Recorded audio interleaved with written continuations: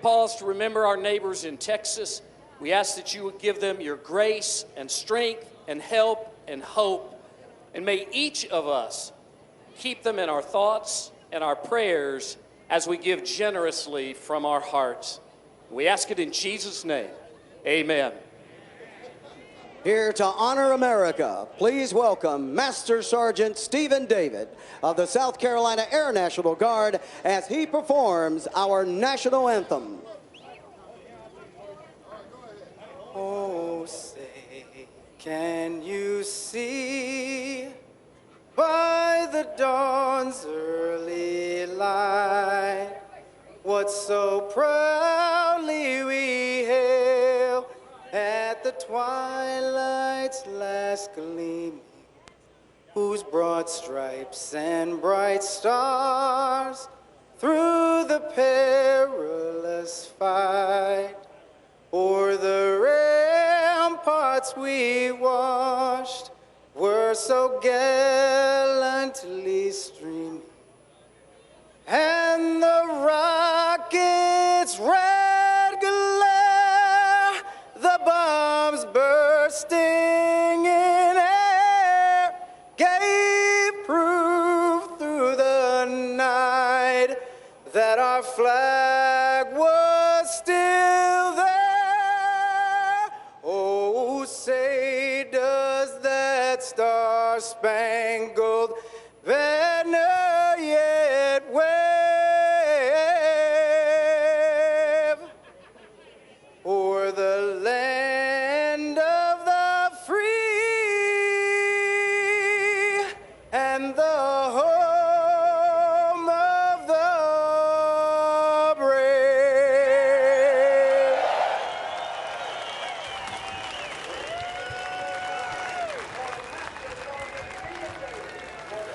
A beautiful afternoon in Darlington, South Carolina, and so much history at this racetrack, Darlington Raceway. But there are 9 first-timers that will be taking on the Lady in Black. 3 start in the top 6. How will they fare today? From the track Too Tough to Tame.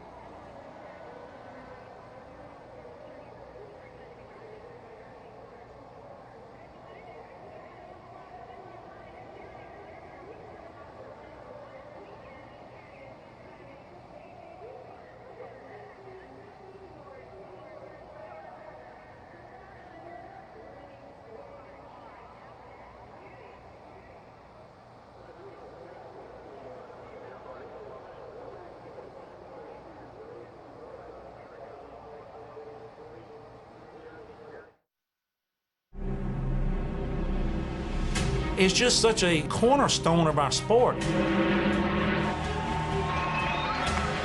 I mean, names were made at Darlington. Elliott Sadler, 20 years in the sport, his first win at Darlington. When you bring home a trophy from Darlington, you know you beat the best at probably the hardest racetrack we go to. You can just feel all the history there, and that track, there's obviously nothing like it. If you can solidify a win at Darlington in your career, that's a really, really big deal. Every race car driver wants to win at Darlington. Your name is cemented in as one of the best drivers in our sport.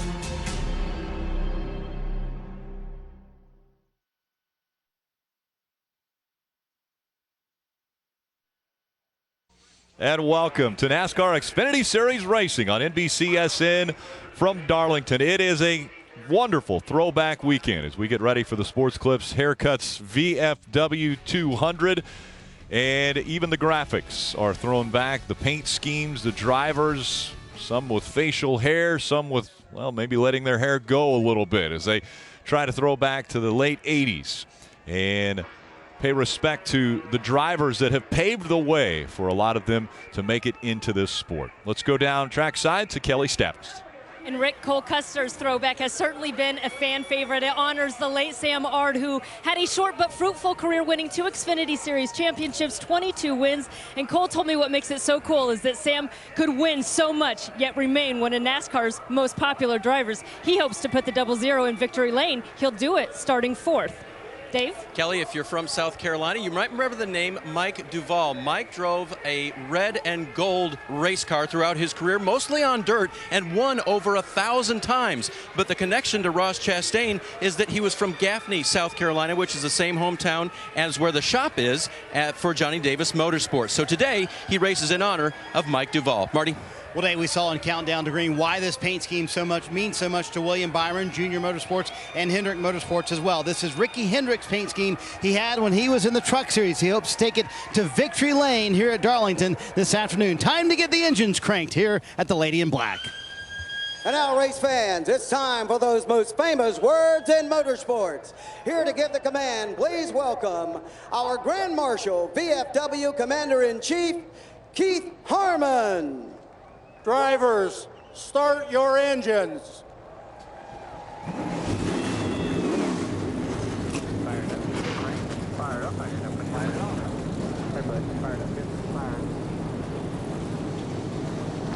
Very important, this race, for quite a few drivers, especially those that are close to the cutoff line. They are on the bubble. Some are above that line, like Mike Lynette or Brendan Gaughan, but just barely. And then there are others that are fighting to get above the line, maybe get a win to lock them in to the playoffs.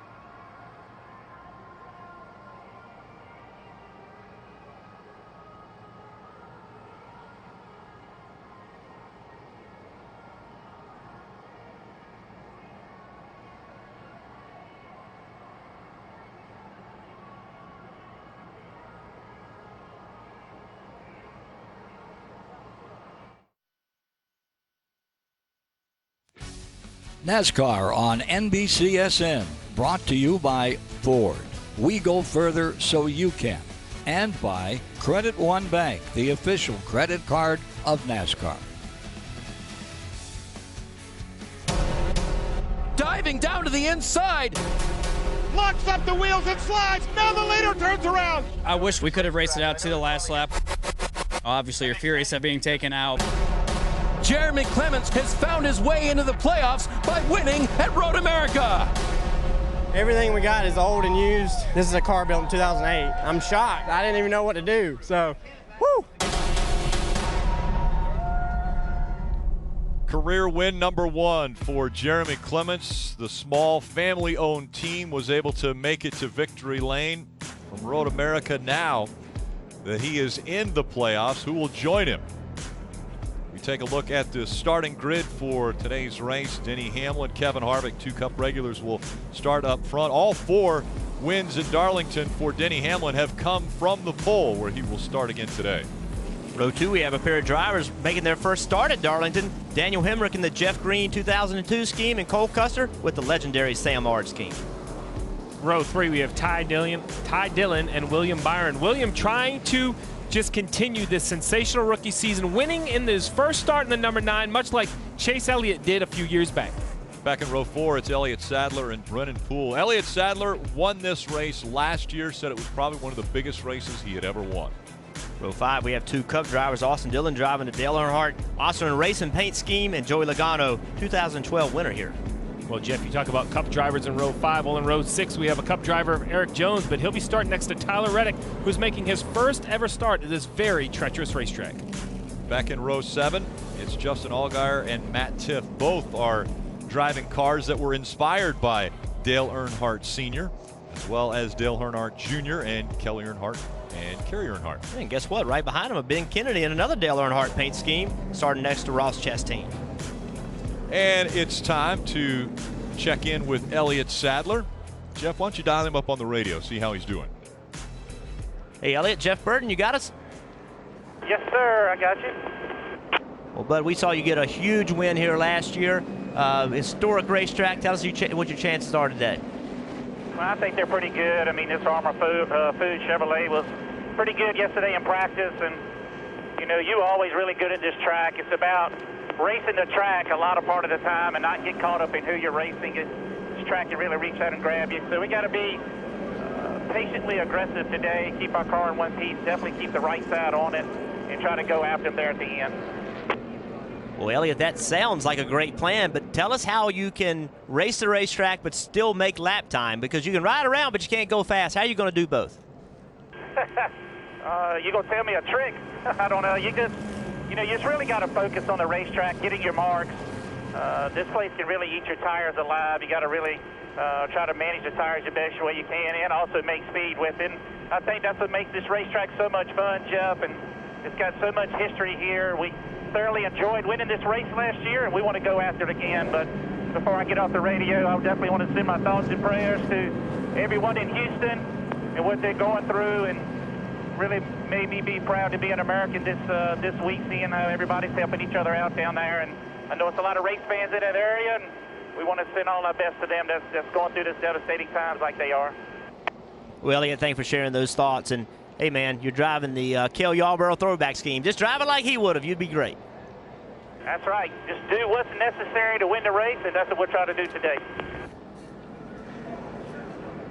So that's Elliott Sadler. I always love how he is about ready to take on these cars on this racetrack, and he sounds calm as ever.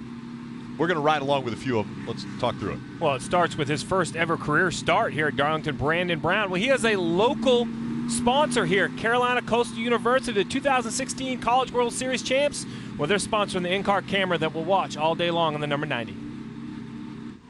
And we also are lucky enough to ride along with Dakota Armstrong. Remember, he's in this championship battle trying to work himself into the playoffs in the Toyota Cam. Well, Cup Series regular Joey Logano trying to get a little momentum for the weekend. He'll carry along the Ford Performance onboard. And then we have Kevin Harvick on the front row with the Hunt Brothers Pizza camera.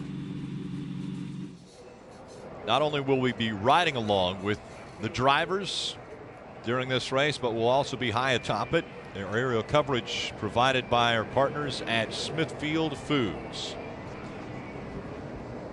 Steve, let's look over the race analysis and the numbers here for this race. 147 laps, just over 200 miles. It's a quick one. Stages 1 and 2 are only 45 laps. Very quick. The final stage, 57 laps. You see pit road speed all the way down to 45 miles an hour. The fuel window, 64 to 70 laps. But I'm going to tell you, Rick, these drivers, they're going to want tires well before they need Sunoco fuel. In the pre-race, we heard Darrell Walter talking about Bud Moore telling him, hey, don't run side by side into turn 3. Well, that turn 3 is now turn 1. Right. So right off the start, they're going to drop the green flag. And that advice that happened years ago, that same goes for now. Who's going to be brave enough to be side by side in turn 1? We're about to find out. Denny Hamlin will start on the outside, the flying 18 in this race, and Kevin Harvick in the 41 on the inside. Green flag in the air. We're racing at Darlington.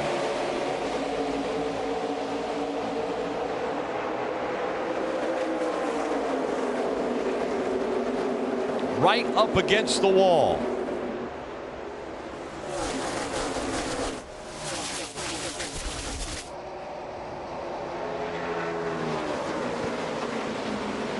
Harvick stays down below the banking and now will have to work his way up.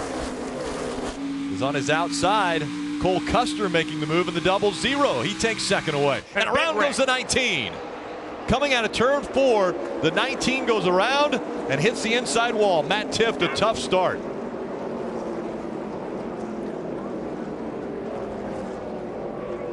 We talk about these playoff standings. Matt Tifft is 9th in the playoff standings. He has a 98-point advantage, but a wreck early in a race is very difficult. His first start here, they can gain a lot of points on him today. You see at the top of your screen right here on the exit of turn 4, there seems to be some contact made between Tifft and the car behind him. Gets into the left rear quarter panel on the 19 and just nowhere to go. The straightaways aren't that narrow here as he spins out. Pretty heavy contact with the inside wall. And, you know, so close to winning the race last week, right. And then the first lap today to be in a wreck. So you see he's on the outside, and yeah, Steve, I think he got a little bit free and got free because he had contact. I'm sorry, I just can't make out who that car is that I think seemed to get into him. Some contact was made on the 19 of Tifft, and you think about it, the last lap at Road America, contact was made. He was out front leading. Now the first lap at Darlington. That's Ross Chastain, I believe. Ross Chastain. And that's Darlington. You know, you talked about it. Side by side at any place on this racetrack is difficult. It happens very quick, and it happened way too quick for Matt Tifft. He is already out of this one.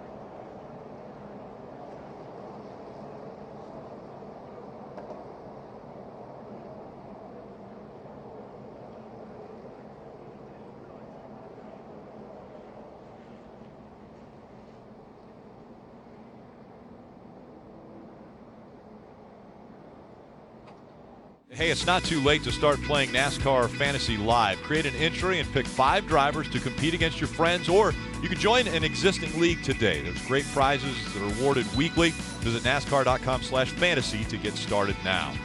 Riding along with Brown in the 90 with the Coastal Carolina on board. Matt Tifft, once again, it has happened where Tifft, with contact, takes him out of possibility. A week ago at Road America, it was Jeremy Clements who made the aggressive move to the inside, contact with Matt Tifft. They both go around, and ultimately Jeremy Clements was able to keep going, but Tifft knows that one slipped through his fingers there, and now with the contact here on the very first lap at Darlington, Matt Tifft out of this race. Take a look at the playoff standings. As you mentioned, Matt Tifft had an 84-point lead coming in over the cutoff line in 9th, but this is definitely going to cut into that point lead.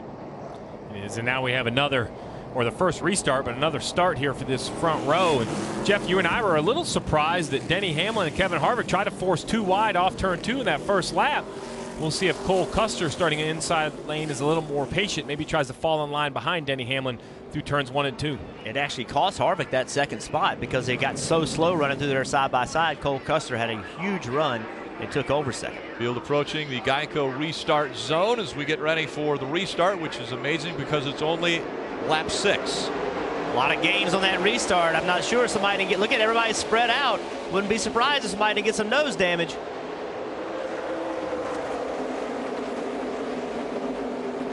Cole Custer falling back as Denny Hamlin with a very good restart. Daniel Hemrick also great restart for him as Hemrick will move up into second, followed by the 3 of Ty Dillon. Well, Cole Custer's patience through 1 and 2 cost him 4 spots. I think that's the right decision at lap 5 or 6 early in this race, but it definitely hurt Kevin Harvick, who was trapped behind him on the bottom. Kevin Harvick started second, and now he's racing for 6th place, all on restarts. All those spots lost on restarts. Harvick able to get right in front of William Byron, and now sets his sights on the 0-0 of Cole Custer there in front of him. And so this is when it's so difficult, Rick. You want to just sail that thing in there and just, you know, sideways, whatever you got to do, but you're killing tires. And even though these are short runs, only you can see stage 1 is 45 laps, it kills tires. If you can take it a little easy right now, that'll pay dividends later. How much room does he need to give Cole Custer? This is the first time Cole Custer has raced at Darlington. Harvick jumping to the bottom of the track. He'll try to get by him, and he clears him. Well, Cole Custer, that showed a wise young man behind the wheel of the 0-0. Now is not the time to contest. If you're going to learn about Darlington, who better than to follow Kevin Harvick? Run some laps. And Kevin Harvick has really worked with Cole Custer. They're teammates. Kevin Harvick is an experienced guy, given as much information as he can to Cole Custer. And here's the point. Will the 3 give the spot into turn 1? This is the area where if you're going to give up, that's where normally you would see it. But the 3 contests. Ty Dillon contests a spot. Elliott Sadler. Oh, and he's going to hit him. Might have been contact there. Sideways still for the 3, and around he goes. Caution comes out. I don't know if there was contact or if the 3 just got loose, but that's the give and take of Darlington. The 3 could have let the 1 go into turn 1. He decides to contest the spot. He drives in there very hard on the gas early, and the car comes around. We'll have to see on the replay if there was contact. And that's a spot that used to never get contested. 10 years ago, 8 years ago, if somebody was underneath you, you gave that spot up. You never went in there side by side, especially with this many laps in the race. Now today, drivers are more apt to do it. They're more comfortable going in there side by side, but these are the things that happen when you do. Yeah, so it starts on the entry of the corner where the 3 decides to contest. Now he's in the gas, and you see there's no contact between the 3 and the 1. The 1 gets very close. I'm sure the 3 felt that air. Maybe he was already free, but then the 3 spins around. Great move by the 41 of Kevin Harvick, that bright green car, to miss him on the bottom. And Elliott Sadler just getting on the brakes. So you see right here as the 1 climbs the bank and he gets close, but there is really no contact. There is no contact, and so this is bigger than just a spin. You don't have a lot of tires here. Now Ty Dillon and his team, they're going to have to come in and use a set of tires. That's going to hurt them later in the race. Early on, early cautions here at Darlington.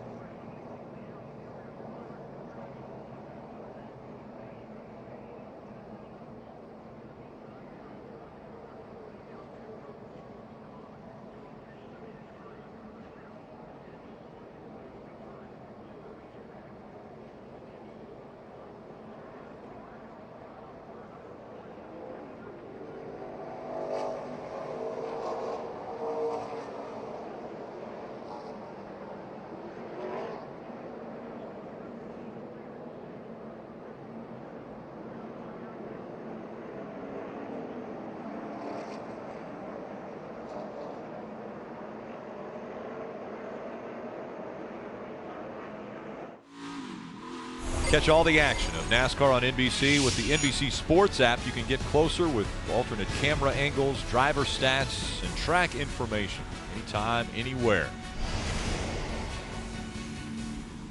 Take another look at what happened with the 3 and the 1. Well, this all started off at turn 4. They were side by side and drove into turn 1 still side by side, and you can see they're close, but there's just no contact. Ty Dillon just, being, that aggressive on the top of the racetrack, pushing the car hard, just got over the boundary limits of the car just a little bit and spun it out. But listen, I'm going to say this 100 times. That's Darlington. It's a difficult racetrack. This is the most difficult racetrack. Marty. And Jeff, to the point, drivers didn't even know. Elliott Sadler came on the radio and said, did I touch him? I wasn't sure if I did or not. So even behind the steering wheel, Jeff, you're not even sure if you've made contact either. Yeah, there's times it's just so close. You don't think you did, but you can't 100% say you didn't.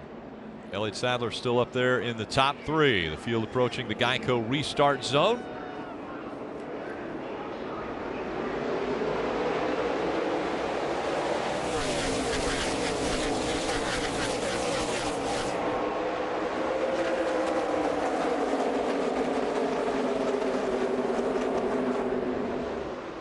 Denny Hamlin, Kevin Harvick once again 1 and 2. Back there in 3rd is the 1 of Elliott Sadler.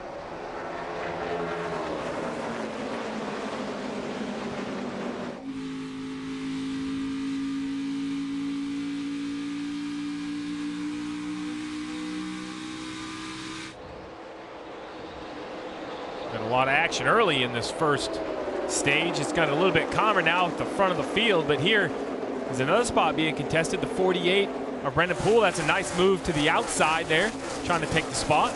Yeah, Daniel Hemrick started on the inside of this restart, and that's not worked out very well. He started 2nd. He's gone all the way back to 7th. That's a couple restarts where we've seen that inside line really go back. We saw Cole Custer lose a bunch of spots. So here you go. What are we going to do? Are we going to give this spot up? Or are they going to go in there side by side? Tyler Reddick on the inside, Hemrick on the outside, and Hemrick's going to clear him, and they're both going the right direction. This time. Some nose damage on that 2 car of Austin Dillon. You remember that restart where everybody got bottled up? I'm sure that's where it happened. So you can see right in the middle of the bumper, a little bit of nose damage.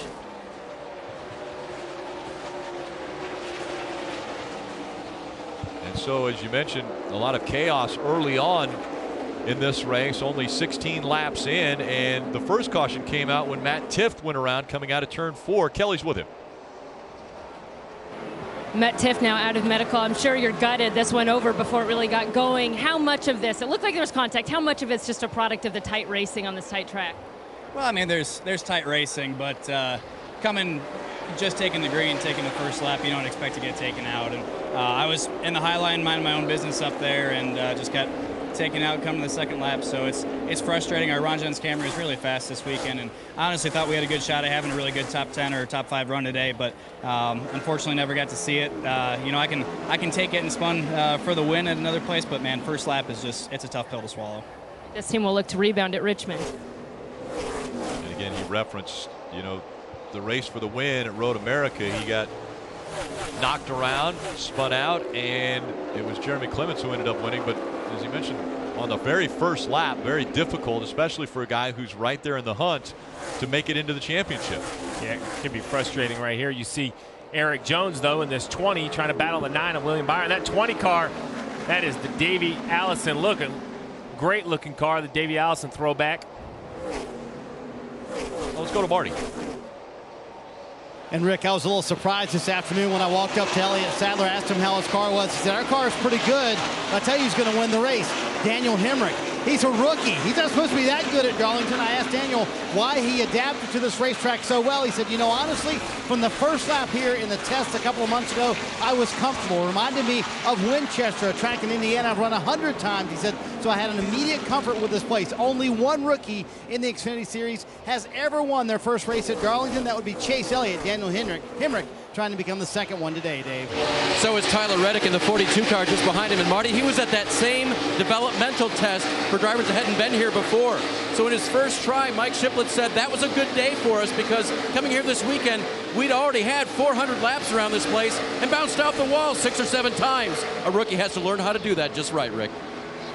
Absolutely. And we see the ream, number 2 of Austin Dillon. That's a cool paint scheme too. That's retro right there. But we see that damage on the nose of that car, and we talked about it that one particular restart, 2 restarts ago, where everybody got bottled up. See right there where it says Camaro, it's definitely knocked in. So here's Austin Dillon, and I suspect what you're going to see is everybody in front of him because the front didn't go. Everybody's expecting the front to go, and it never went. Well, there you go, everybody banging into each other, and I'd say they got lucky that there wasn't any more damage than there was. Yeah, he got into the back of the 22 of Logano.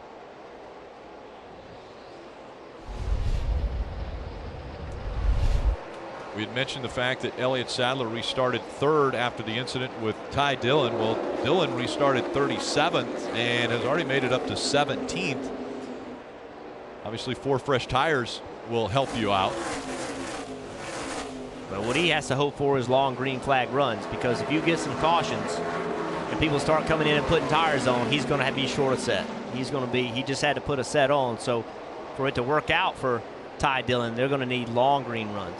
Textbook pass at Darlington, Jeff. How do you do it? How do you get past? Right now we're seeing Austin Dillon working, trying to figure out a way around the 42 of Tyler Reddick. Hasn't been able to do it yet. Well, what you don't want to do is we've already seen when you try to pass somebody on corner entry, bad things can happen. So right here, try to set a guy up on corner exit so that you can beat them down the straightaway into turn 1, into turn 3. But it's all about center of the corner speed. And this track has multiple grooves. You can run the bottom in 3 and 4 if somebody's running the top. William Byron in the 9, just in front of the 20 of Erik Jones.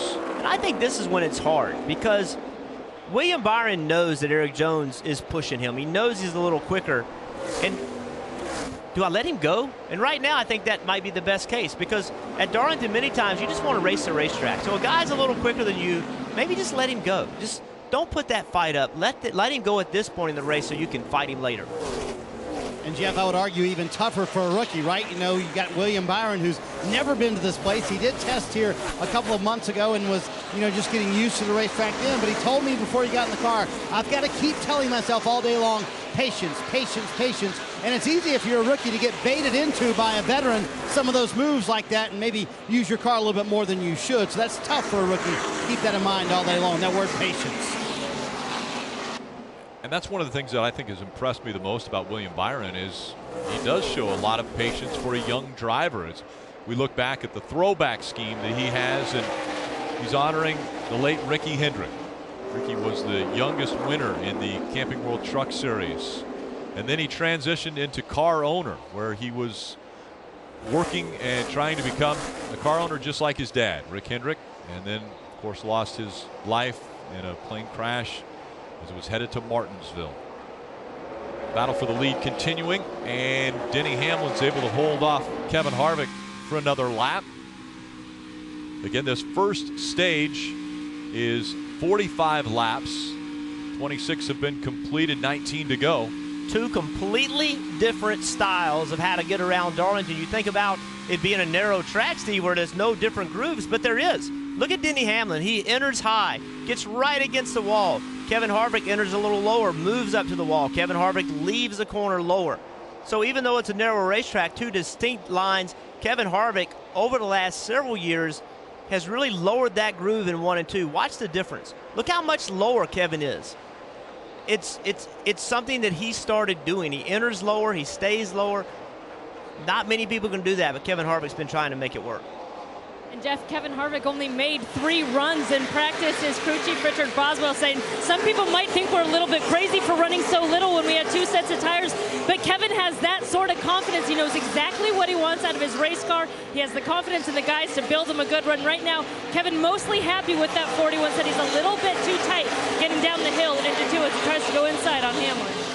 Well, that was the absolute worst spot for Denny Hamlin to catch a lap car, was the exit of turn 2 a lap ago. That cost him those 4 or 5 car lengths he had built up over Kevin Harvick. Now Kevin has closed back in, and lap traffic, we talk about Bristol and the short tracks where lap traffic can be so difficult, but here at Darlington, with the narrowness of the groove, especially in turns 1 and 2, it can be very difficult for the leader to work through lap traffic. Denny Hamlin has led. Sorry. Yeah, go ahead. This is a great shot, the Hunt Brothers Pizza camera. Look at how much Kevin's going to have to work. Big move right there. Can he pull him off? Will they go side by side on 2? No, he cleared him. Nice pass. He's definitely working inside there. And now Denny Hamlin running about the same line as Kevin Harvick has been running. Dave. 18 of Denny Hamlin continuing to lead. And one of the things that he does so, lost the lead now to the 41 of Kevin Harvick. And one of the things that he does so well here is saving his tires. We saw it in qualifying today. He was able to work through the rounds of qualifying and get his way through and get the pole here this afternoon. Right now, nothing wrong with the 18. 41 just got by. We'll see if he can recover. Denny Hamlin led 29 laps already. With those 29 laps, he became just the 5th driver ever to lead over 500 laps, which includes Mark Martin, Harry Gant, Earnhardt Sr., and our own Jeff Burton.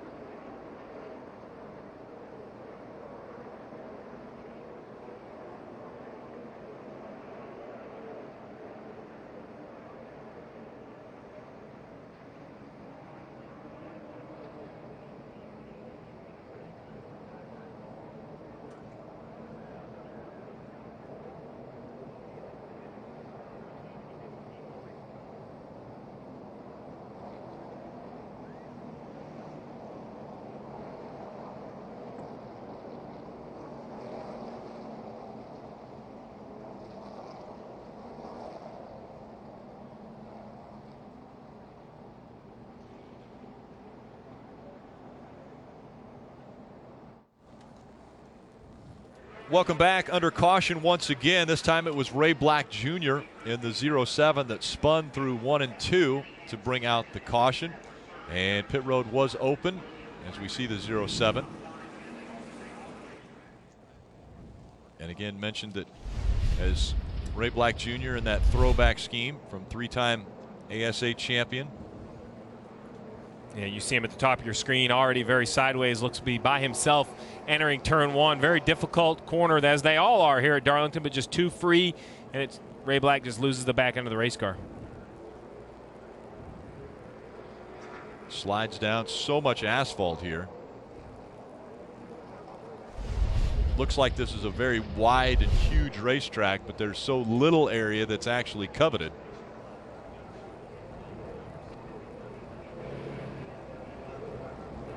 Dave. Rick, we wanted to update the most recent winner in the series, Jeremy Clements. He was on pit road under green on lap 23 because he felt something really wrong with the front of the car. And you don't want to take chances and put that car on the wall, not because you don't want to lose the race, but because you've got to use this car in the playoffs. This is a small team with very few resources, and they cannot afford to wreck a car here today. They brought Jeremy to pit road, and sure enough, he had a puncture in the right front tire. So he's down a lap and back in the field, but saved his race car. Thanks, Dave. And earlier, when there was the wreck between the 1 and the 3, Ty Dillon, each team comes in with 5 sets of tires for the race, and we're hearing that NASCAR actually gave the 3 a set of tires. Yeah, I don't understand that call. I have to say that it is a distinct advantage to have tires and to lose a set of tires. So you ran 3 laps in qualifying. He spun on the 9th lap. He's already worked himself back up to 10th spot and has no less tires than the competition. I appreciate NASCAR trying to make things better for the teams, but in doing so, I don't think you should do it and create something. I mean, he spun by himself. I mean, he put himself in that position. Doesn't matter. I don't think you should. NASCAR could give him a set of tires in this position. It doesn't matter who spun him out. Everyone had the same amount of tires to run the entire race. He has spun out, put fresh tires on 10 laps into the race, all the way back up into the 10th position with 10 lap fresher tires than everyone in front of him. So on this restart, when he drives up to the front of the field, that is a distinct advantage that NASCAR has given him now by giving him another free set of tires. I completely disagree with the decision. I want to listen into some spotter communication from the 22 team. Running the bottom, just down there, the wheel, you're pulling away. You're good. All clear. He was running down off the wall a little bit over here and gained some ground. Ran the same lane you did, gained a little bit, good by 3. He gained center off of 4 as the only place. He is able to get in the corner hard and keep that gap. Good at 1. That was spotter coverage presented by Liberty Mutual Insurance, helping drivers worry less. Well, we'll keep our eye on the 3 of Ty Dillon and see if there is an advantage. He drove from 37th all the way up to 10th. As they get ready to enter the Geico Restart zone, we'll see how well they work for him now. Green flag back in the air.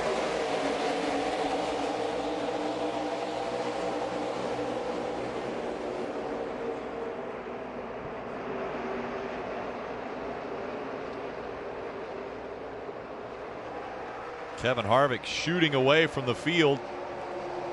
Erik Jones in the 20, also surging ahead into second.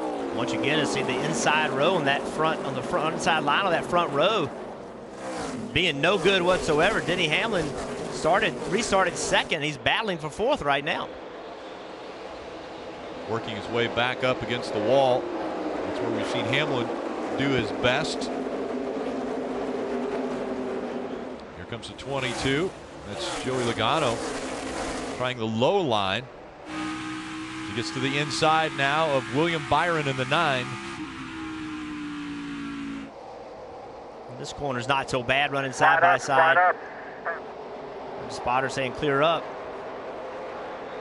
Byron a little bump there as they came out of 4. It's just a little reminder, Steve, that I'm here. Well, these 3 better not look behind them, because we mentioned that 3 of Ty Dillon. Well, there he comes into your picture on the bottom of the racetrack, able to run a groove that no one else can run with those fresher tires. He easily gets by the 48 of Brendan Poole, and now he's attacking the 9 of William Byron, who I think he will easily pass down here in 3 and 4. Tires at Darlington are huge. You can't have the same decision about whether to give a guy tires at Darlington that you do somewhere that tires don't matter. That's why Steve and I don't agree with the call that NASCAR make. It's a track-specific decision, and when you give somebody an extra set of tires on a place that kills tires, that's actually giving them an advantage. I'm okay with keeping everything fair, but not giving someone an advantage. And it's not about Ty Dillon. They're not trying to intentionally help Ty Dillon. It's just they're trying to do things to make it fair, but in this case, they actually created an unfairness. We'll keep on the theme of tires and go to Rutledge Wood. Yeah, Rick, pretty interesting. It's cool that we've got sponsors in this sport that have been around long enough to throw back to themselves. You notice this weekend, all the tires actually have white letters on them instead of the yellow that they've been running in the sport since '92. But what we see today, it's so hot, they also make a really good chair, Rick. Isn't that nice?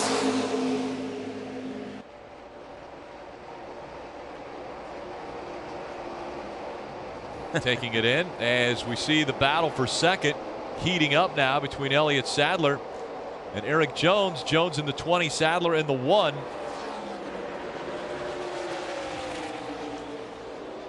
Just 5 laps to go in this first stage. Out in front, Kevin Harvick. Erik Jones right in the middle of the corner, how loose he got. Now he's lost all that momentum. Here they come. So Jones loses second to Elliott Sadler. Here comes Denny Hamlin, and here comes Ty Dillon. Marty.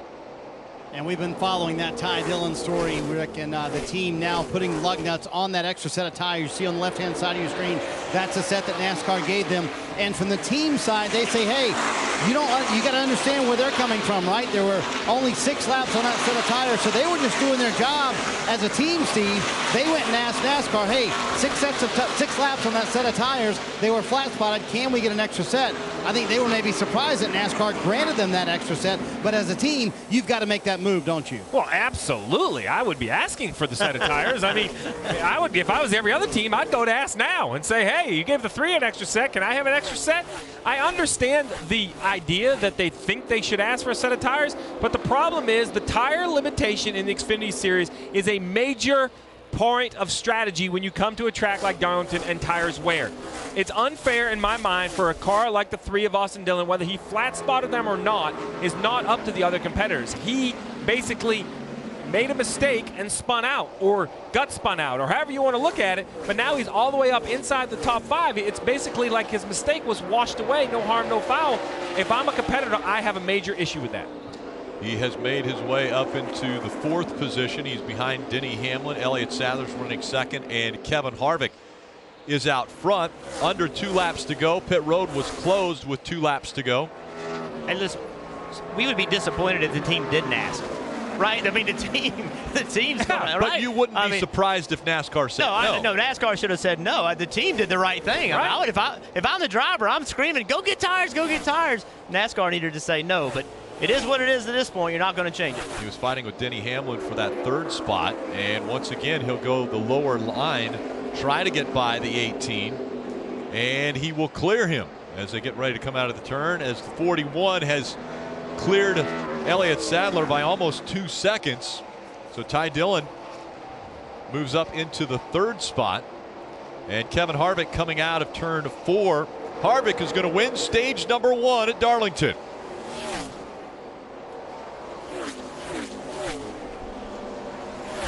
Sadler, Ty Dillon, Denny Hamlin, Joey Logano, top 5.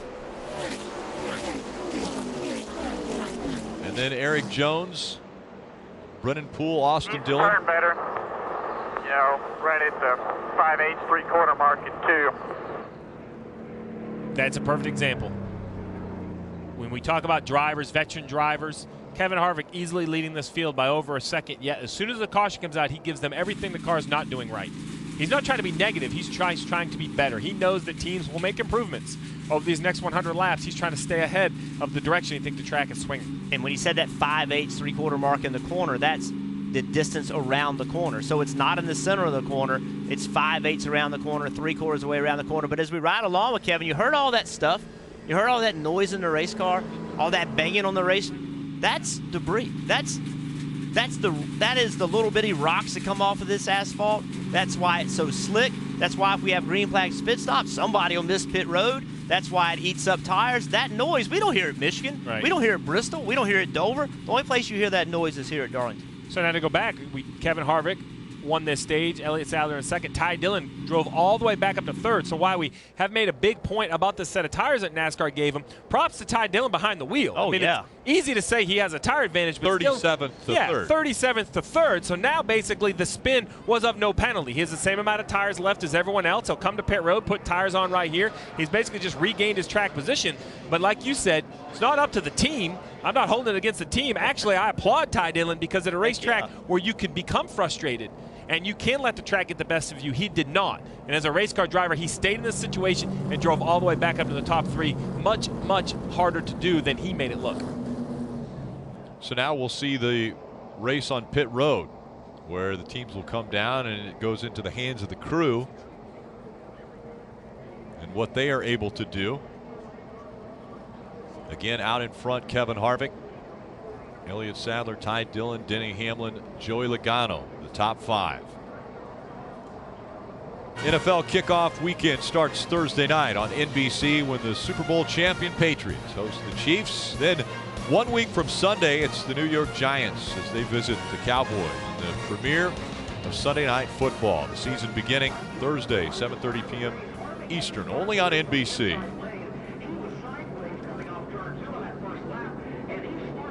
So now one of the issues of coming on pit road here is that all that debris we heard, all that's on the tires. And so when you come on pit road, we see a lot of cars slide through the pit box. The teams want the drivers in the pit box hard. They want them actually with the tires locked up, sliding, so the crew members can start seeing the lug nuts. and they want that car locked up, stopped in the right place. Well, now with all that debris on your tires, it's easy to try to carry that speed that you normally would at every other racetrack and actually slide through pit road. So the drivers right now need to think about that and back their pit road speed entrance just a little bit. Their pit bot entrance speed needs to just get tailed back. And you'll see them. They'll start cleaning their tires a little bit. The problem with that is you can clean them all you want. As soon as you turn onto pit road, you're picking all that debris back up. So not only a challenging pit stop area under green, but it's also challenging under caution. Just an odd pit road, to be honest. It's very, very long, Rick, and it actually goes over 2 tunnels where there are no pit stalls. So it's kind of like 3, almost 4 sections to pit road. So very, very long at pit road speed. Easy to get a little anxious running that slow for so long. Well, things are about to pick up on pit road as Kevin Harvick leads them onto pit road. Kelly. And Rick, Kevin's saying that his car is just a little bit too tight. He needs it to turn better on both ends of the racetrack, but his crew chief calling for no changes. He thinks 4 fresh Goodyear tires are going to help loosen this car up. Of course, they're packing it full of Sunoco fuel as well.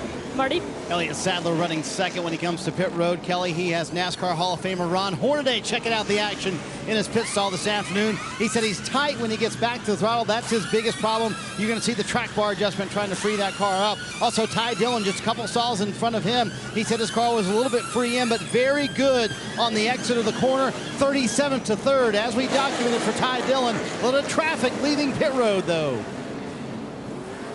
Race off pit road, Joey Logano grabs 4 spots, then slides Kevin Harvick back 1. And the restart coming up.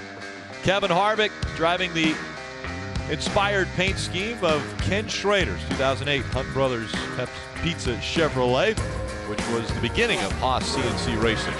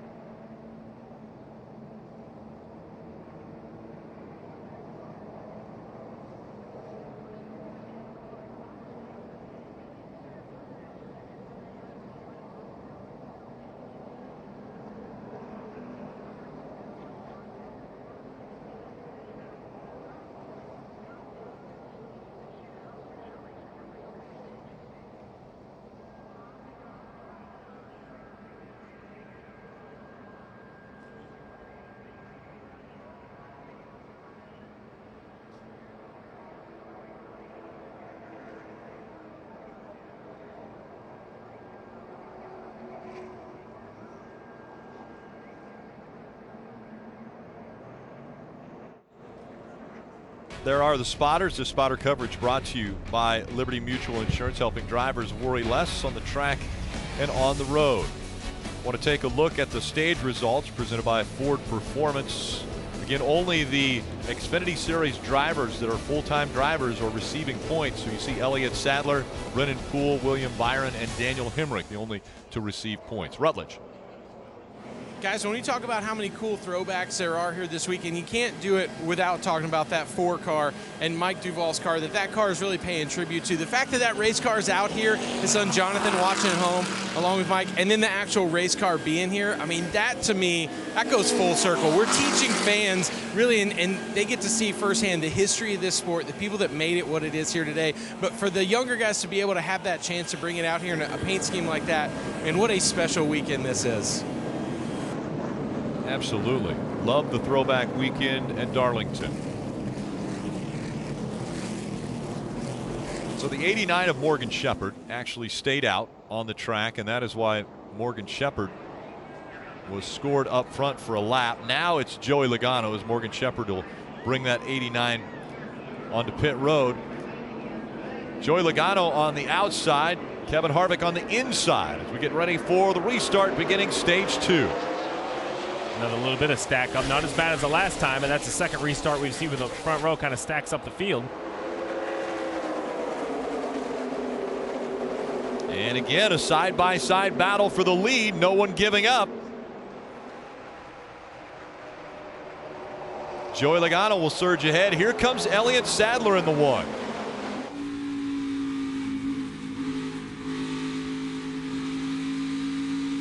And Elliott Sadler's going to complete the pass. He'll go by the 41 of Kevin Harvick. So Harvick drops back to 3rd. And now a battle for 4th brewing as Brennan Poole trying to get by Erik Jones. And once again, as we saw earlier, Erik Jones drives in and contests the position. He has every right to do. We're just a little surprised to see it. Normally, that's not what we normally see here at Darlington. And it works for Erik Jones. He holds the 48 off the spot. Here comes Denny Hamlin in the 18. Hamlin will now try to challenge Brennan Poole for his spot, and he will easily grab it. And the tough spot for the 18 of Denny Hamlin right here is while he's working his way back through traffic, trying to get back to Joey Logano, Kevin Harvick, Elliott Sadler, those front 3 cars, he's using that tire life a little bit, Jeff, that you talk about. He's probably driving this 18 car a little harder than he wants to here early in the tire run.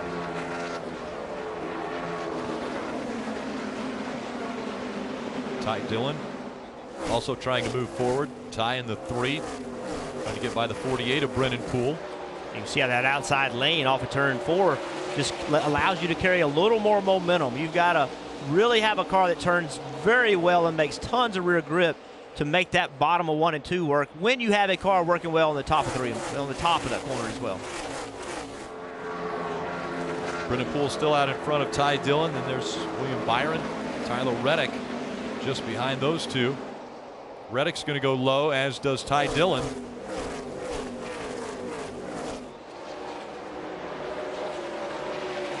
And so William Byron's going to hang on to that position.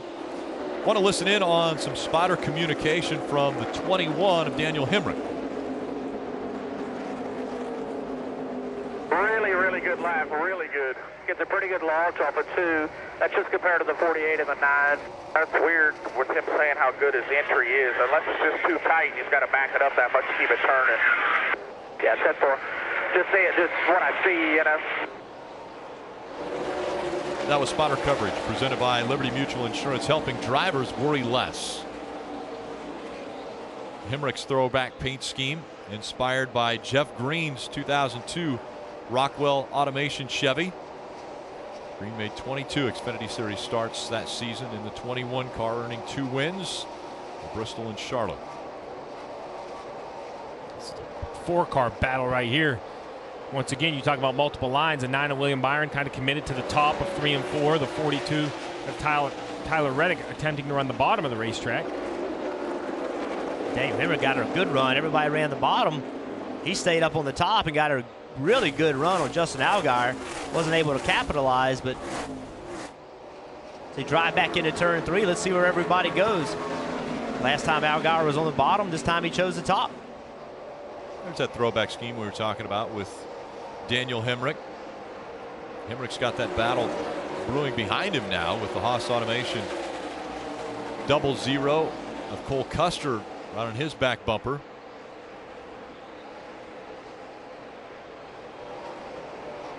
Hemrick has definitely been better in the second half of the season. I think the thing with a young driver like Daniel Hemrick, grew up racing short tracks, ran legend cars, ran late models, won a lot of races, but learning these bigger tracks, it takes time. They are different. The bigger tracks are different than the short tracks, and he is certainly, after spending some time in the Truck Series, now in the Xfinity Series, starting to understand what it takes. We're starting to see him run in the front more often than not. So a really good learning experience for Daniel Hemrick, and he's taking advantage of it. And a first Xfinity start here at Darlington for Hemrick. Kelly. Meanwhile, back in the pack there, you see Brendan Gaughan in that throwback to the early days of his career. That's a tribute to his Winston Weston Cup days. Brendan Gaughan fighting for his playoff spot. He came into this race just 4 points above the cutoff. As they run right now, that has moved up to 9.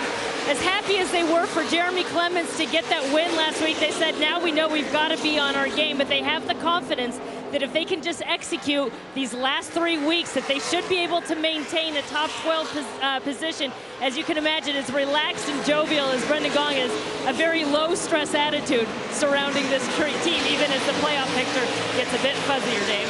And Kelly, the team that was just below that cutoff line starting the race still is. That's a 28 of Dakota Armstrong. And when I talked to Steve Lane about it, there you go, on board with Dakota on the left. He said, you might think that we're going to take more chances to get above that cutoff line. But he said, actually, we're not going to. We feel like we can earn the points to get above it before the next couple of weeks. Now, that's, providing that no one pushes the line down again like Jeremy Clements did last week. But for now, staying on the lead lap and being cautious is where they want to be. And so far, Dakota's done that. His first trip down pit road, penalty-free. That's important. Well, he's hoping for a good run because this paint scheme that he's running, Rick, this is no joke of a paint scheme right here. This is the 83-84 Cale Yarborough paint scheme, which, oh, by the way, won both Daytona 500s in 83 and 84. So if you're going to throw, I mean, it is an awesome paint scheme, so well done, looks just like the original. But this car was fast. And is that the year that he flipped in qualifying coming off turn 4? The pictures today, like the car is sideways and his head's turned looking out the right side window with the, I mean, Cale Yarborough was the man. Oh, yes. And then there's a picture of him on the hood as well. He's riding along with Dakota Armstrong. Out front, it's still Joey Logano. We're going to go NASCAR nonstop. You won't miss a thing.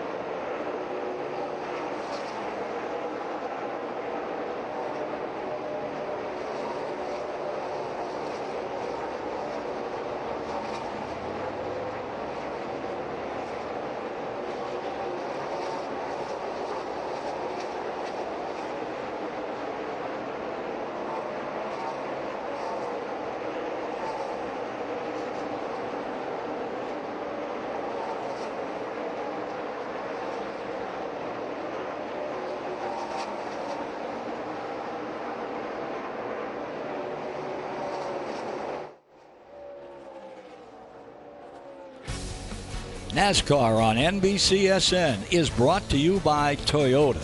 Let's go places. STP, helping engines run better, longer, since 1954. And by Reese's Peanut Butter Cups. Reese's, perfect. And welcome back to NASCAR Xfinity Series Racing on NBCSN from Darlington. It's the Sports Clips Haircuts VFW 200.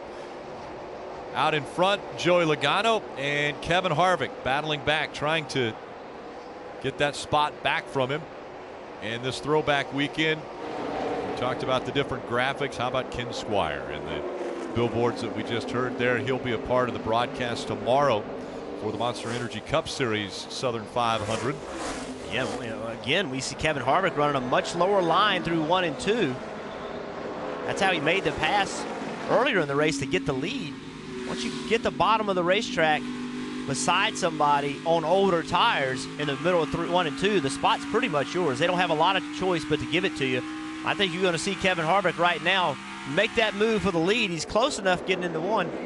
Around goes the 24, and that will bring the caution out. Dillon Lupton in that 24 has coming by here. Spun around. Go ahead, turn around after this red one. You see the right rear tire is right down there. and actually gone now for Lupton. You didn't even get in the corner. Todd Bodine actually spotting on the spotter stand. He's the driver coach for Dillon Lupton. Todd Bodine, a champion in the Camping World Truck Series. We're tore up in the back. It's pretty, these tires are...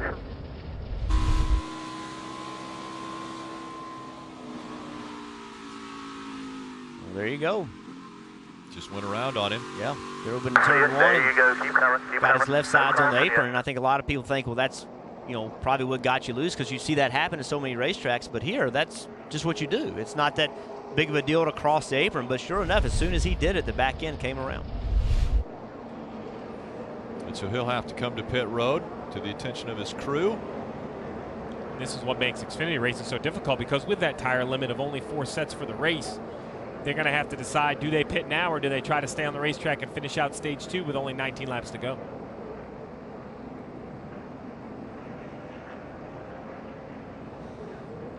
That's a pretty familiar paint scheme, by the way, for Dillon Lupton. I think everybody remembers the Rainbow Warriors, the pit crew for Jeff Gordon that were dressed up in the rainbow suits. I remember chasing that car around here many laps. It's the old Lumina right there. That's like probably 93, 94-ish. That was the 93 DuPont Chevrolet from his rookie season, is what Dillon Lupton is honoring with his throwback paint scheme. As we talked, with just a limited amount of tires, all the leaders stay on the racetrack. It's so difficult, 19 to go in stage 2. And you mentioned the fact that there are so few tires available for them. If they would come now, the last run, potentially they wouldn't have sticker tires that they could take advantage of for the end of this race. And it looks as though no major takers on pit road. Rutledge, who have you caught up with? Rick, I found a major player on pit road, and it's the legendary Hall of Famer Ron Hornaday Jr. Ron, are you having a good time at Throwback Weekend? I definitely am, but I didn't know you were a print reporter. I thought you were out there getting steaks and hamburgers and stuff. That's for the parade later. Oh, yeah, I'll see you there. And you're going to be waving tonight with the other Hall of Famers? Yeah, you know, it's going to be an honor. What a great time. You know, when I got out of racing, they started doing this throwback, and it's such a blast to come here to Darlington and to meet up with you here in Elliott's Pit. It's pretty cool. This is cool. He's got a lot of old friends that are here that are his former sponsors. And speaking of throwback, guys, you know, if it wasn't Ron Hornaday loaning a couch to Kevin Harvick, that guy wouldn't have made it here at all. That is true. Kevin Harvick running second right now, a champion in the Cup Series, but it was the opportunity to stay with the Hornadays that really got Kevin Harvick into racing.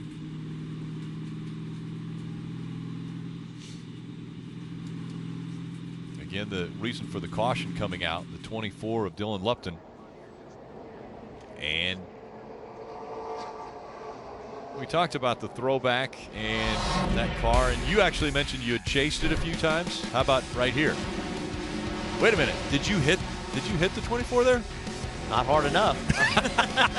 Well, to Jeff's defense, Jeff Gordon had him run basically to the apron. I was actually on the 24 team at this point, and it was you're about out of racetrack here on the front stretch. Well, he was racing for $1 million, and we had unfortunately a bad pit stop and had to make a big run from behind, and I miscalculated. We were so much faster. We'd run them down from so far behind that I got to them and I didn't want to make contact. I'm like, you know what? I'll roll in here and we come off turn 2. I'll just pass you. Well, we ran so low, all that debris and all that stuff that we heard in Kevin Harvick's car on the in-car, well, all that got on my tires. When I drove into turn 1, there was not the gription there that I had anticipated. So I just never could get back to him. And we saw that armored vehicle following the 24 after he won the $1 million. Aerial coverage provided by our partners at Smithfield Foods gives us a great look at this facility. That used to be the front stretch. Now it's the back stretch. But that's where the start-finish line used to be. They would go into turn 1, which now is turn 3. It's narrower because of a minnow pond that's off in the distance over there to the right. You saw a glimmer of it. But when Brazington decided to build the track, he said, I promise I'm not going to get rid of that minnow pond. So we'll keep the track a little bit different, egg-shaped. So let's see if this inside line looks like we're not going back green. Everybody was doubled up like going back to green flag, but they added a lap. So really interested to see. Kevin Harvick was running Joey Logano down, but now Kevin Harvick is going to start on the inside. We've seen that not work out well. If he can't clear Joey Logano, I'm wondering if now he's seen enough times now to just roll in behind him. You know, right. just let Joey Logano have that spot in the middle of 1 and 2, and then leave turn 2 with him, and then try to get him in turn 3. But well, because he's tried a couple different ways. He's tried to really contest it off turn 2. The last time I didn't think he really contested it. He almost gave the spot up and tried to get behind him, but it was almost too late. The third place car had filled that gap. So, and a lot of it depends on what's going on behind you. Right. If Denny Hamlin gets a good restart and he's right behind the 22, well, then there's nowhere to go. You just got to push, and you got to try to make something happen and try to clear Logano. But clearly, with what appears to be a little faster car than Joey's, I think that given time he can get by him. But if he loses 2 or 3 spots here, then he won't get back by him. Ben Kennedy driving the 96. That throwback paint scheme, but also so important. You see support Harvey relief on there. Everyone thinking about those in Texas that are dealing with the hurricane that went through that area. And so please keep them in your thoughts, prayers, and help out if you can as we get ready for the restarts. Again, it's Logano and Harvick making up row 1. Then it's Sadler and Hamlin back there in row 2.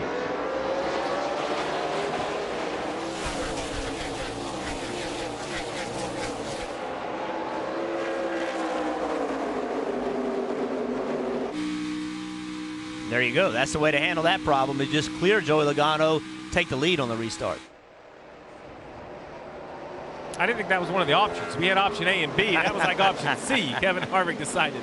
He pushed the button. Yeah. Kevin Harvick has won the Xfinity Series Championship in 2001 and 2006, but has never won an Xfinity Series race at this racetrack, and now is out in front. I talked to Kevin yesterday, and I asked him why he's running this race, and he just said, hey, I love Darlington. It's a great place. I love being here. I have a chance to race. It's an honor to race here, and I'm going to do it. And now trying to check out on Joey Logano, has almost a second lead over Logano. Hamlin, Elliott Sadler, Erik Jones fighting in the top 5. And multiple lines being run by the 3 of Ty Dillon. You see William Byron back there, as well as Brennan Poole. Marty. Hey, Rick, let's give a call to Brandon Brown in his first ever Darlington race. Right now running in the 15th position in that Heilig-Myers throwback paint scheme. Junie Donlevy, of course, made that famous in the Cup Series. You see a 23-year-old. He is actually a junior at Coastal Carolina, just down the street. So the worst part of this weekend, he's already got a test like week 2 of college. He's got to go back and study for. That's coming early in the week this week. But a nice run for this young man. Again, a junior at Coastal Carolina, right now in the 15th position. His first ever time at Darlington. That's not supposed to happen, is it, Jeff? No, it's not. He's doing a very good job. And, you know, coming here as a rookie is very, very difficult. And how about that Junie Donlevy paint scheme? I mean, he's such a good car owner, a good person. Everybody liked him in the garage. Such a kind person. Cool to see that paint scheme. Well, Coastal Carolina, they got a big football game tonight against UMass. A lot going on for Coastal Carolina. We'll have to check that out. Absolutely. You see Ryan Reed right behind that battle. He pitted. He was one of the guys that pitted on lap 72, and he put 4 tires on. He restarted in 24th position, has already worked himself up to 17th. So in that 16 car, maybe gamble a little bit. Maybe he'll take a set of tires here, but then also pit the next time to try to get himself back some track position, give himself a better shot for a good finish.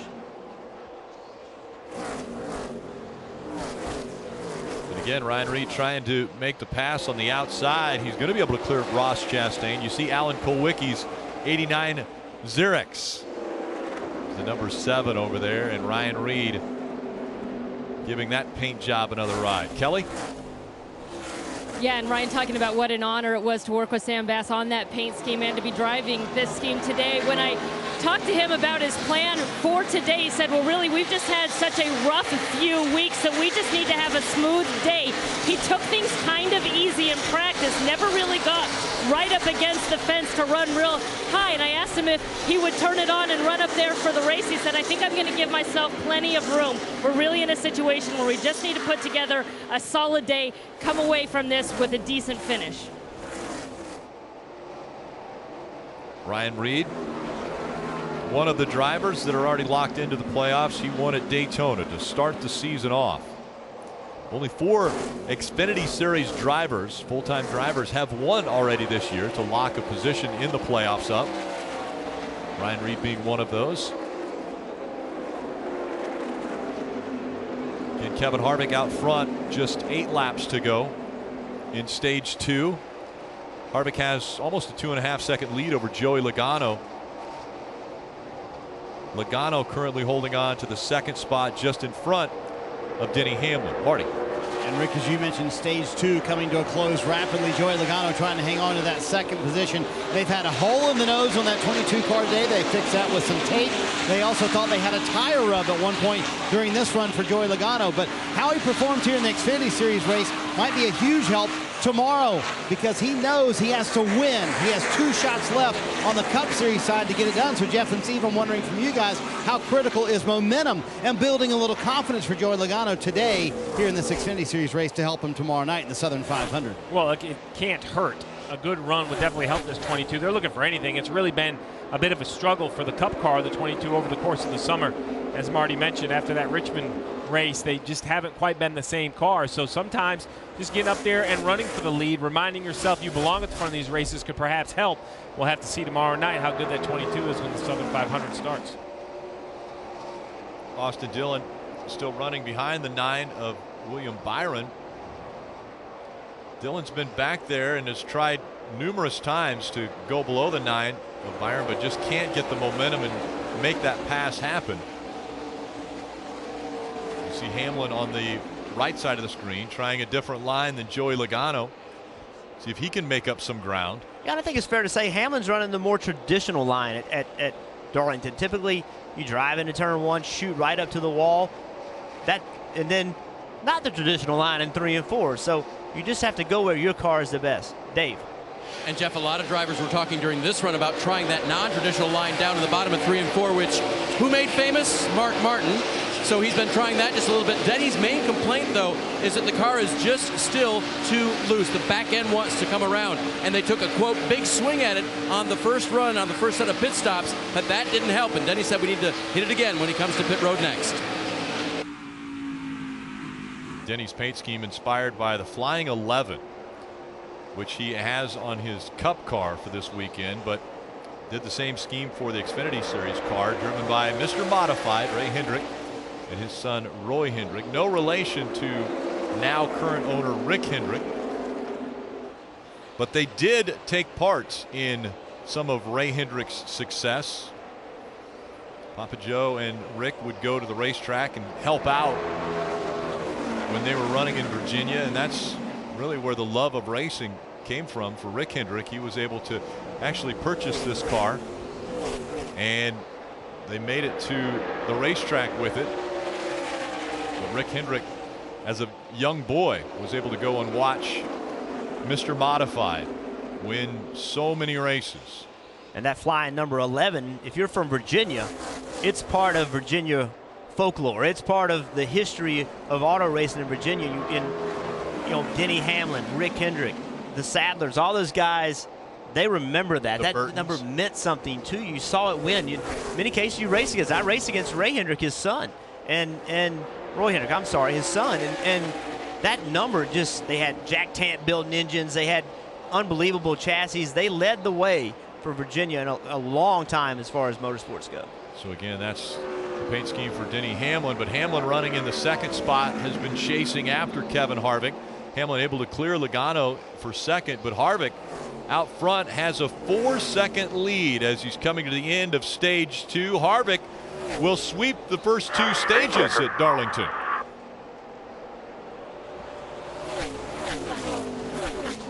Harvick, Hamlin, Logano, Sadler, and Erik Jones, the top 5. And it's Brennan Poole, Ty Dillon, Austin Dillon, William Byron, and Daniel Hemrick, the top 10.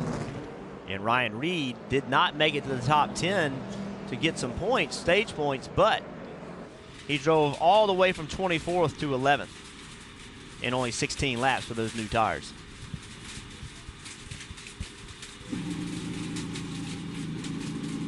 And once again, we're listening into, you can hear the debris hitting on the wheel wells of the 41 of Kevin Harvick as he picks up those very hot and sticky tires, picking up the other rubber that's been put down on the track, as well as sand and just a little bit of debris that's on this racetrack. So far this weekend, Steve, I'd say Kevin Harvick's won everything. Yes. Right? Pole sitter for the Cup race. 2 stage wins here. I'd say he's won pretty much everything. Yeah. Didn't sit on the pole for this race, but other than that. Now, he has been frustrated at this racetrack before, where he was in the lead, had a problem with his pit crew in the Cup race. They didn't end up winning that race, and he's never won in the Xfinity Series. So an opportunity to take that off of the list of things that he would like to accomplish. Yeah, it's so far very smooth on the racetrack, making it look reasonably easy. But the 22 has this preferred pit stall here at Darlington. They're in pit stall 1. And we saw on the first round of pit stops after stage 1, he was plus 4 positions. So it just tells you how coveted that first pit stall is, how valuable it is with the way the timing line works.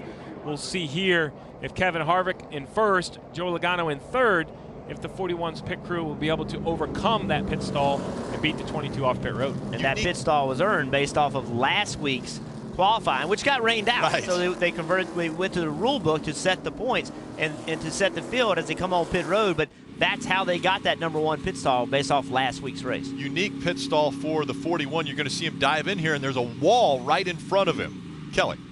But then it's a long way down to get to pit out. Kevin Harvick said, I'm sure glad we don't have to deal with this tomorrow. He's just been asking his crew chief to dial him in a little bit more rear grip, I should say. They're going to go back to how this car felt at the beginning of the race. 4 tires, and he's on his way, Dave. Second place, Denny Hamlin hits his marks perfectly. 4 Goodyear tires, a Phillips Sunoco fuel, and wedge adjustments, both sides for a loose race car, Marty. Dave, we'll see if pit stall #1 pays off for Joey Logano. Once again, as Steve mentioned, they gained 4 positions on the last stop. He told the team, I built looser and looser and looser the longer we ran. So we went too far with that last adjustment, undoing some of it. And once again, I believe the 22 will win the race off pit road. That was a tight one, though, Rick. Sure enough, Logano grabs 2 spots on pit road. Harvick loses that 1 position that he had when he was leading at the end of stage 2.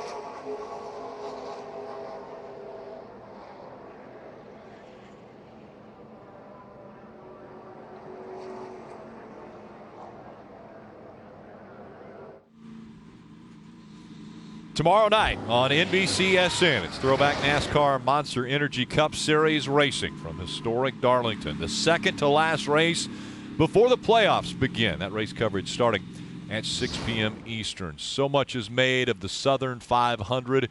Here's what the Intimidator thought about Darlington. You never forget your first love, whether it's a high school sweetheart, a faithful old hunting dog, or a fickle racetrack in South Carolina with a contrary disposition.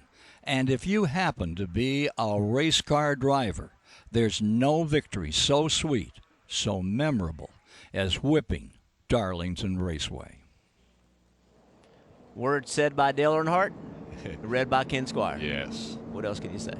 And that's just it. And I mean, I think that's the key. Most racetracks where we see either the Xfinity or the Cup Series unload, it's a competition between man and machine. But when you unload at Darlington, it's a competition between man, machine, and racetrack. And the racetrack has a major hand in who is going to run for this win and who's even going to survive the day to have the chance to race for the win. There are very few racetracks that really overshadow the race and the cars and the drivers, but this is one of them. I think Daytona is one, and I think Darlington is another, where this racetrack has been around for so long and so many legends are made at this very racetrack, and so it is revered by everyone. Marty. Rick, if William Byron is going to win here at Darlington today, he's going to have to do it from the back of the pack. They just came back down pit road for a second time. The lug nuts were loose on the left rear, but they decided to change all 4 tires. I asked Dave Ellens, his crew chief, why he did that. He said, the last time I tried to just tighten the lug nuts on a wheel, it didn't work, and it kept getting worse throughout a run. He said, I didn't want to chance it, put 4 new Goodyear tires on there, so they did that. William Byron's got his work cut out for him, but like everybody else in the field, though, with 4 fresh Goodyear tires. It's now the final stage. It's 57 laps, but a few have been run off now under this caution. Dave. Just a reminder, Rick, embracing the throwback theme this weekend is a 28 of Dakota Armstrong, and that's Charles Moles, a tire specialist for Dakota, speaking with crew chief Steve Lane. They went all the way with the shirts here, and on the back, there's a great look at Cale Yarborough, 83 NASCAR wins. He didn't just run the 28, of course, in the Cup Series, but why not? Seize the moment. He ran the 28 for that orange Hardee's car. It's great. They're on the back of the shirts, and they're on the hood of the car. Picture of Cale Yarborough as we get ready for the restart back into the Geico Restart zone, and green flag back in the air. See how Kevin Harvick does once again, starting in the inside row, that second position.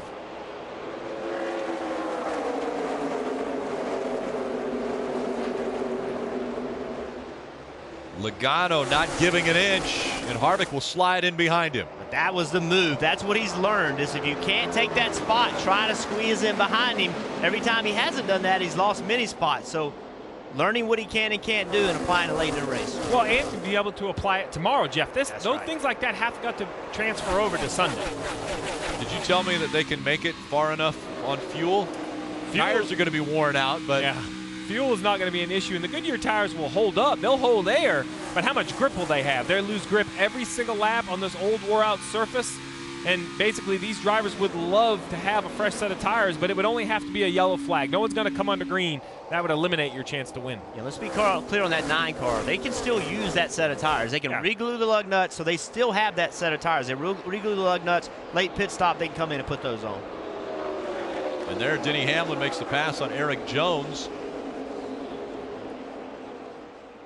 So Hamlin has moved back up into the 3rd spot. It's Joey Logano, Kevin Harvick, Denny Hamlin 1, 2, 3 as it round goes to 23. You're all right. We just got to come around here and get a set of tires. Spencer Gallagher around. I started wrecking. I checked up. I'm pretty sure Ben run me over. 27-year-old out of Las Vegas, Nevada. Brings out the caution. It's caution number 7.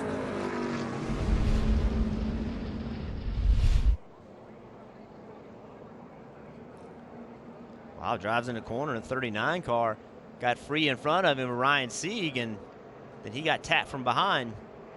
William Byron got by on the bottom. The 23 of Spencer Gallagher running the old Michael Waltrip throwback scheme. This is going to be another great shot of it. Right here is William Byron just in front of you. He has to go low to avoid this. Yeah, You see it. You see it. Just check. Keep coming. Keep coming. Keep coming. No caution. No caution. By 1.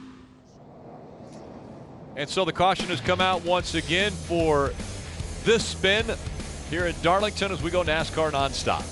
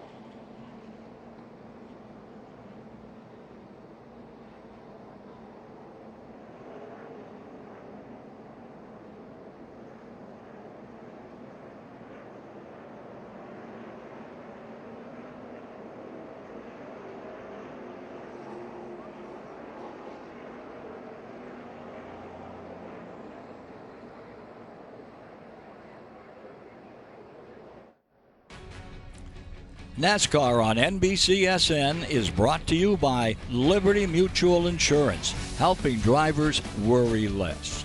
On the track and on the road. And welcome back.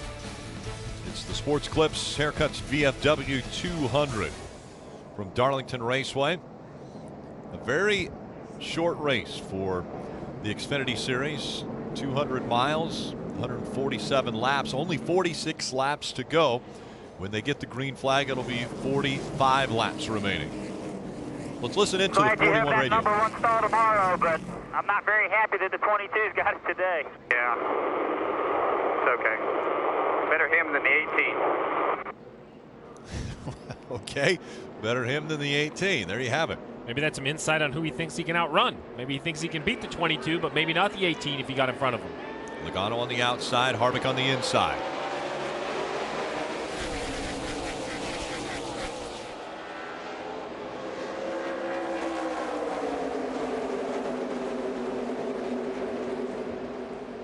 Battle for the lead continuing.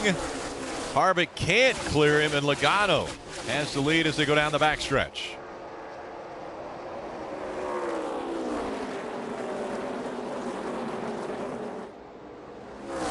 Hamlin on the inside trying to take third.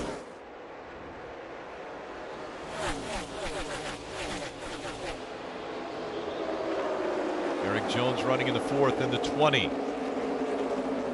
The one of Elliott Sadler back there in fifth. Then it's Brennan Poole in the 48s running in the sixth spot. But Jeff, you had so much success here at Darlington. Are these drivers here in the top 5? How about Joey Logano, the leader, Kevin Harvick in second? Are they conserving any sort of tire with 44 to go? are they planning on this long run, or do you have to just go as hard as you can and hope the tires last? I think you definitely had to go on that restart. I don't think Kevin Harvick or Joey Logano had a choice. They didn't want to give up the lead. So I think the first few laps you run very hard, and it really depends on how your car drives. If you have good grip in your race car, then drive it. Drive it hard, because that car is not going to hurt tires. The car that hurts tires is the car that's not driving well. So you do that evaluation based on how your car is driving, more so than how you need to do it. Because I don't think drivers save tires. I think cars save tires. Somehow it came back to the crew chief, Rick. I knew it was coming back, and somehow it did. You can save tires with a fast car much easier than you can save tires with a slow car. As we take a look at up front, there's Brendan Gaughan in the 62. But you look up front, Joey Logano in the 22, the Cup Series driver that is looking for a win in the Cup Series, although he's trying to get a win here in the Xfinity Series, but trying to use this as momentum maybe to have a good weekend. Yeah, right behind the 22, the 41 of Kevin Harvick that you see off the rear bumper of the 22 trying to make this move.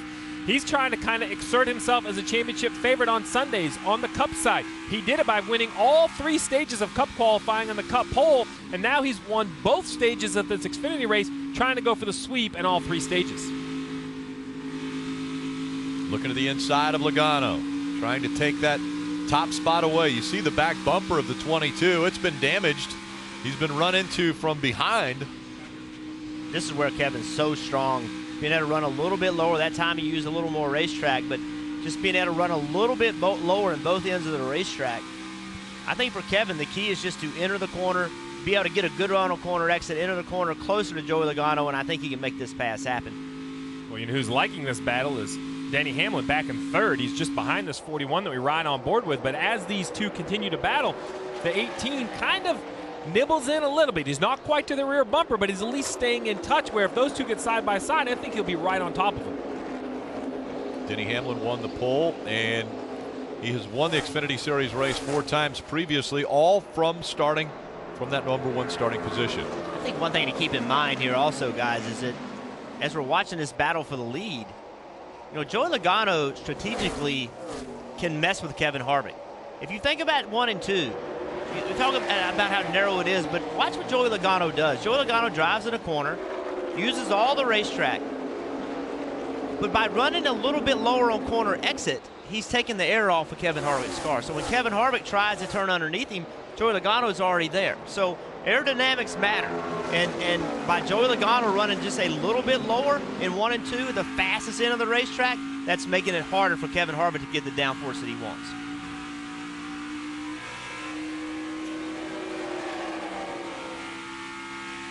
Logano, Harvick 1 and 2. Denny Hamlin in third. Erik Jones is fourth. As we go NASCAR nonstop.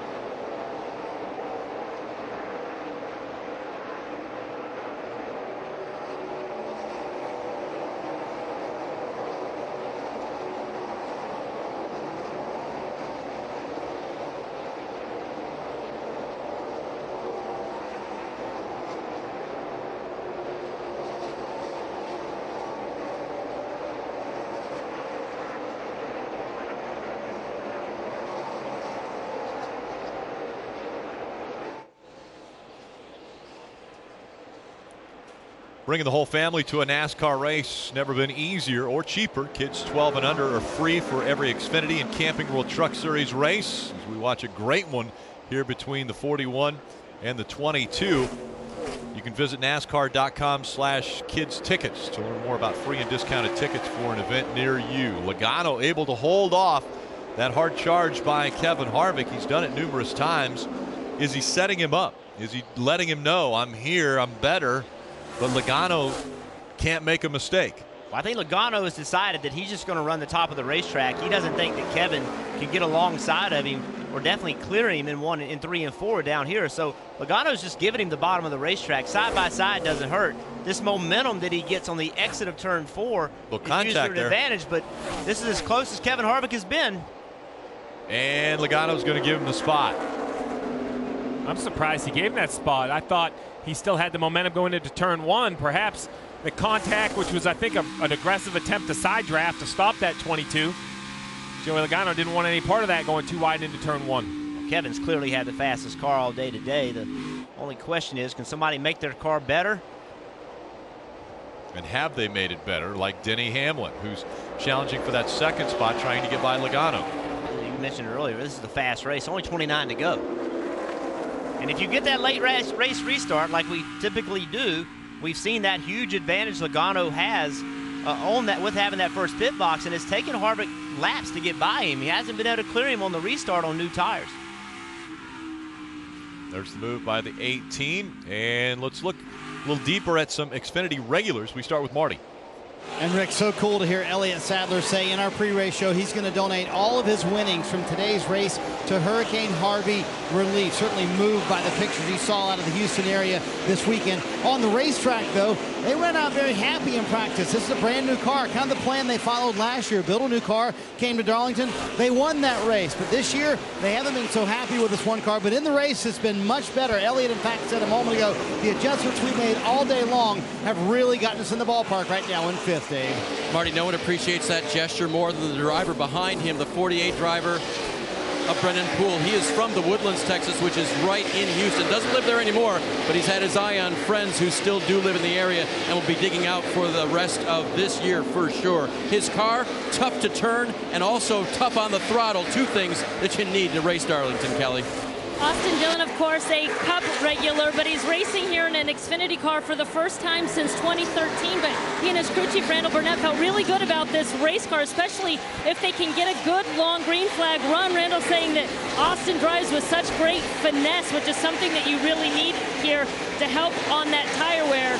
Right now, Austin Dillon running well inside the top 10. Behind him, on the other hand, that's Cole Custer in the 00, who's racing here for the first time. But he did come out for a 2-day test, which he said was a huge help. But he said the most difficult part about Darlington is that you can't give up your focus for any second on the track. He said you really have to show this place a lot of respect. He's got his hands full, though. At one point he said he was wrecking loose, and now he's saying he's got a big vibration under max load.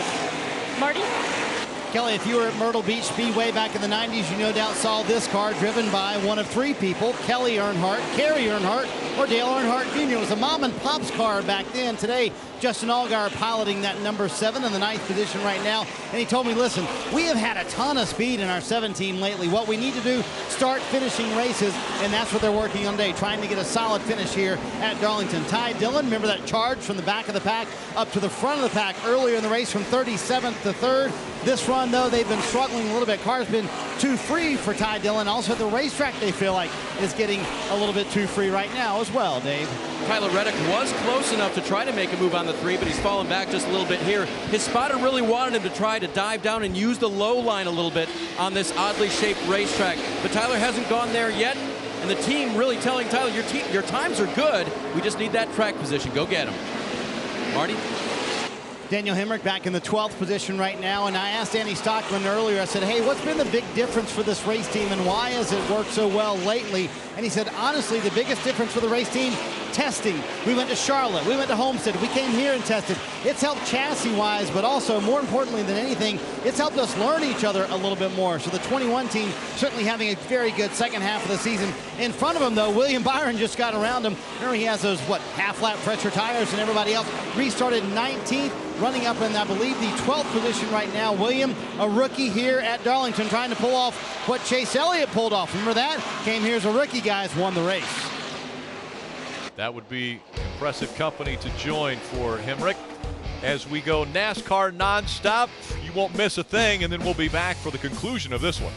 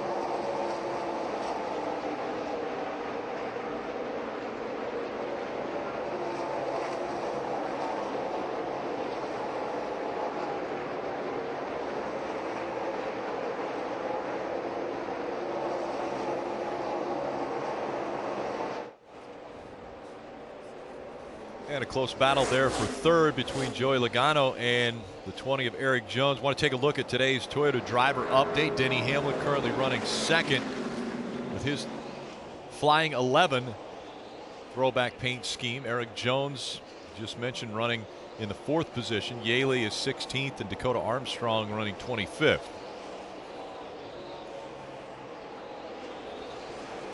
Denny Hamlin 1.4 seconds behind Kevin Harvick. 16 laps remaining from here in Darlington.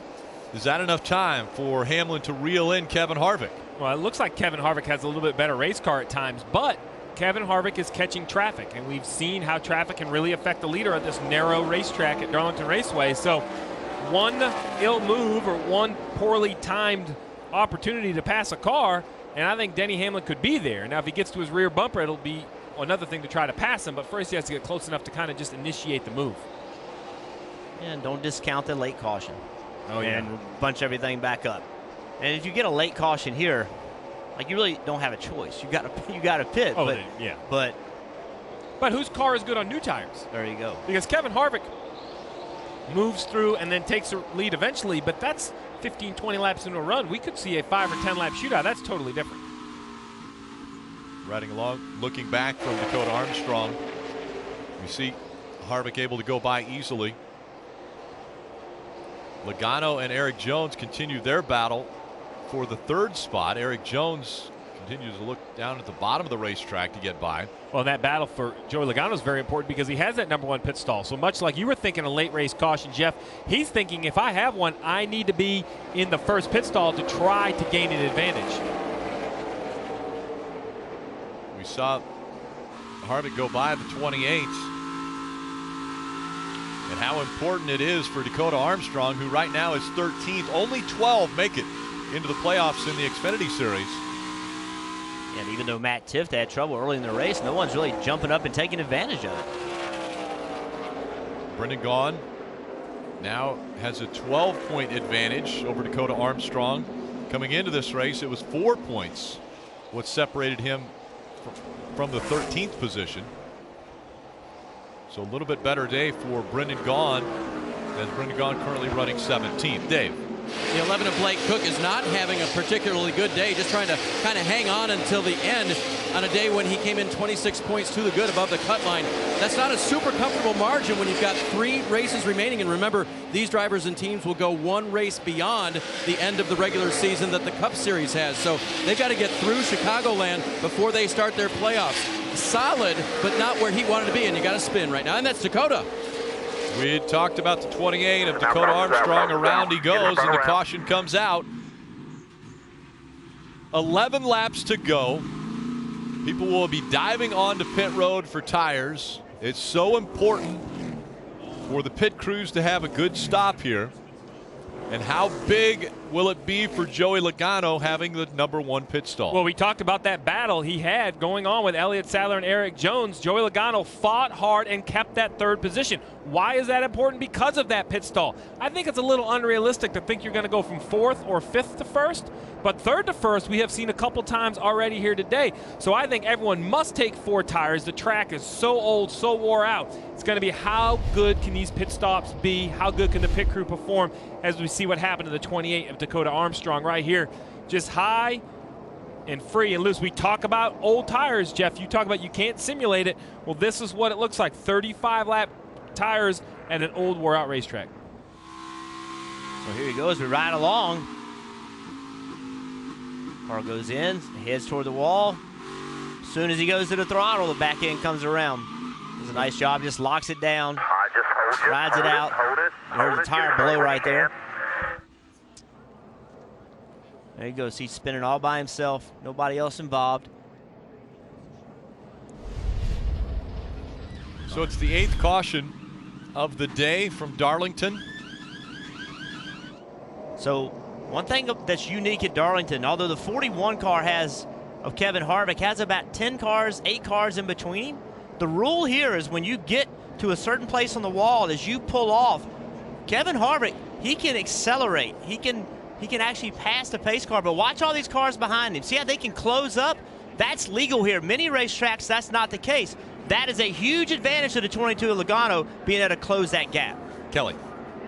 And Kevin Harvick saying that he was just a little bit too loose there towards the end of that run, but of course things could change once he gets fresh Goodyear tires on this, so it sounded like they weren't going to make any significant changes. Now it's up to this pit crew to help him win that race off pit road. Dave? Second place, Denny Hamlin's car is a lot better. No changes, 4 Goodyear tires and a fill of Sunoco fuel. Marty. And Dave, to Jeff's point, they made sure that Joey Logano knew to close up that gap as much as he could coming to pit road. He slides into a stall, and remember, they have won every race off pit road today. If they can hold serve here and get him back into the lead, he's been able to hold off Harvick on all these restarts for at least 10 laps. They clean the grill. The 22 will win the race off pit road with a very small adjustment, Rick. And once again, the #1 pit stall paying dividends for Joey Logano. Money. Yeah, money. There's the race off pit road. But understanding the rules, understanding how this racetrack is a little bit different than other racetracks, that you can close that gap here. That's what the rules are. Understanding that, the team reminded him of that, him taking advantage of that, that is why he has this lead. Now he has to hang on to it. It'll be just over a handful of laps that will remain in this race, and we'll see if Logano can hold off the 41 of Kevin Harvick. The other thing, tire pressure. You put tire pressure, I mean, you pump the tire pressure up, and how quickly can the tire specialist that's working on this team do that so that they're ready to go when they come onto pit road? A prepared race team and a prepared tire specialist will have that ahead of time. 25 to go, there'll be a small adjustment. 15 to go, another adjustment. 10 to go, another adjustment. So these are the small nuances that you need all of the team members on board. You never hear about those stories, but a tire specialist who's ahead of the game already knows the pressures for 10 to go, has that set of tires ready to go because, like you said, Rick, you're not going to run that low air pressure where you see cars spark. You're going to air those tires up almost like a qualifying run. Right now, it's all about the restart. Whoever has track position off turn 2 has the best chance to win this race. The other opportunity, Rick, for an advantage is to not put fuel in or to put a little less fuel in. If you take off and you're too loose, maybe just don't put fuel in it. Keep some rear weight out of that car, put nose weight to it, and make the car take off a little bit better. So more than just being able to adjust wedge wrenches and air pressure, sometimes there's changes that you don't even see happen. Maybe they put a little less fuel in it, or some people will want to fill it up because their car is better with full fuel. Coming up on 7 laps to go. Well, Friday, under the lights, Xfinity Series will race on the action-packed short track in Richmond. That coverage begins at 7:30 p.m. Eastern on NBCSN. It will be the penultimate race before the start of the playoffs for the Xfinity Series. It's this and 2 more races until the playoffs start for Xfinity. It will be next week will be the last race for the Cup Series before the playoffs start. An incredibly large day of racing tomorrow right here on NBCSN. The 3 major series of motorsports, Formula One, IndyCar, and the Monster Energy Cup Series, all facing off tomorrow, starting with at 7:30 the Formula One Italian Grand Prix. Lewis Hamilton won the pole, his 69th pole in F1, setting a new record there. That kicks everything off 7:30 tomorrow morning. Well, 2 iconic road courses. You go from Monza to Watkins Glen, which are going to be 2 spectacular races, and to finish it all off, what did Ken Squire call the Southern 500? This was dessert. Dessert. Well, we started right now today. We have a great race shaping up. Joey Logano has taken the outside lane, which I don't think is a surprise to any of us. Right. He's been able to beat Kevin Harvick on new tires on every restart with new tires. Kevin Harvick has learned that he can slide in behind Joey Logano at turn 2 to keep from losing laps, losing positions. But with only 6 to go when they drop the green flag, how much can you afford to wait? We've seen it's taking Kevin Harvick a little bit of time. I think Kevin Harvick now really has no choice. He's got to try to push. Trying to fall in behind Joey Logano may not be an option. And there's Erik Jones starting on the outside. Erik Jones is going to do everything in his power to keep him from going there. Well, because Erik is in a good spot. If he can fill that gap and clear the 41, remember, there'll be 6 to go when they take the green. So that's enough time if he comes off turn 2 in second and can see the 22. He has time to run him down for the race. But it all starts right here. Remember the race that we saw Kyle Larson win on the restart. It started with how he launched. The launch of this restart's huge. 6 laps to go from Darlington. Green flag back in the air. Logano on the outside. Harvick on the inside. Here comes Erik Jones.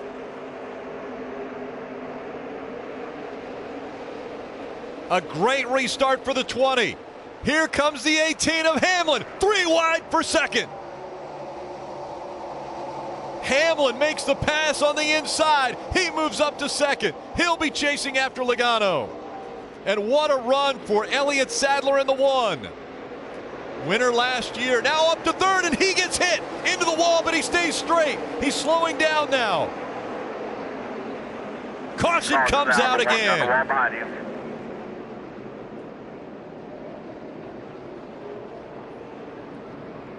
What an unlucky turn of events for Elliott Sadler. That was an eventful restart. A lot of things going on there. Obviously contact.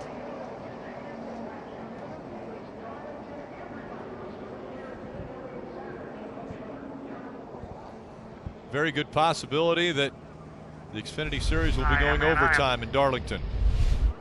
You see right here, Erik Jones and the 1 are almost side by side coming off turn 4. I think the 1 is trying to take that that outer lane, Erik Jones is not letting up. He feels he's to the outside of the 1. He stays there. There's definite contact.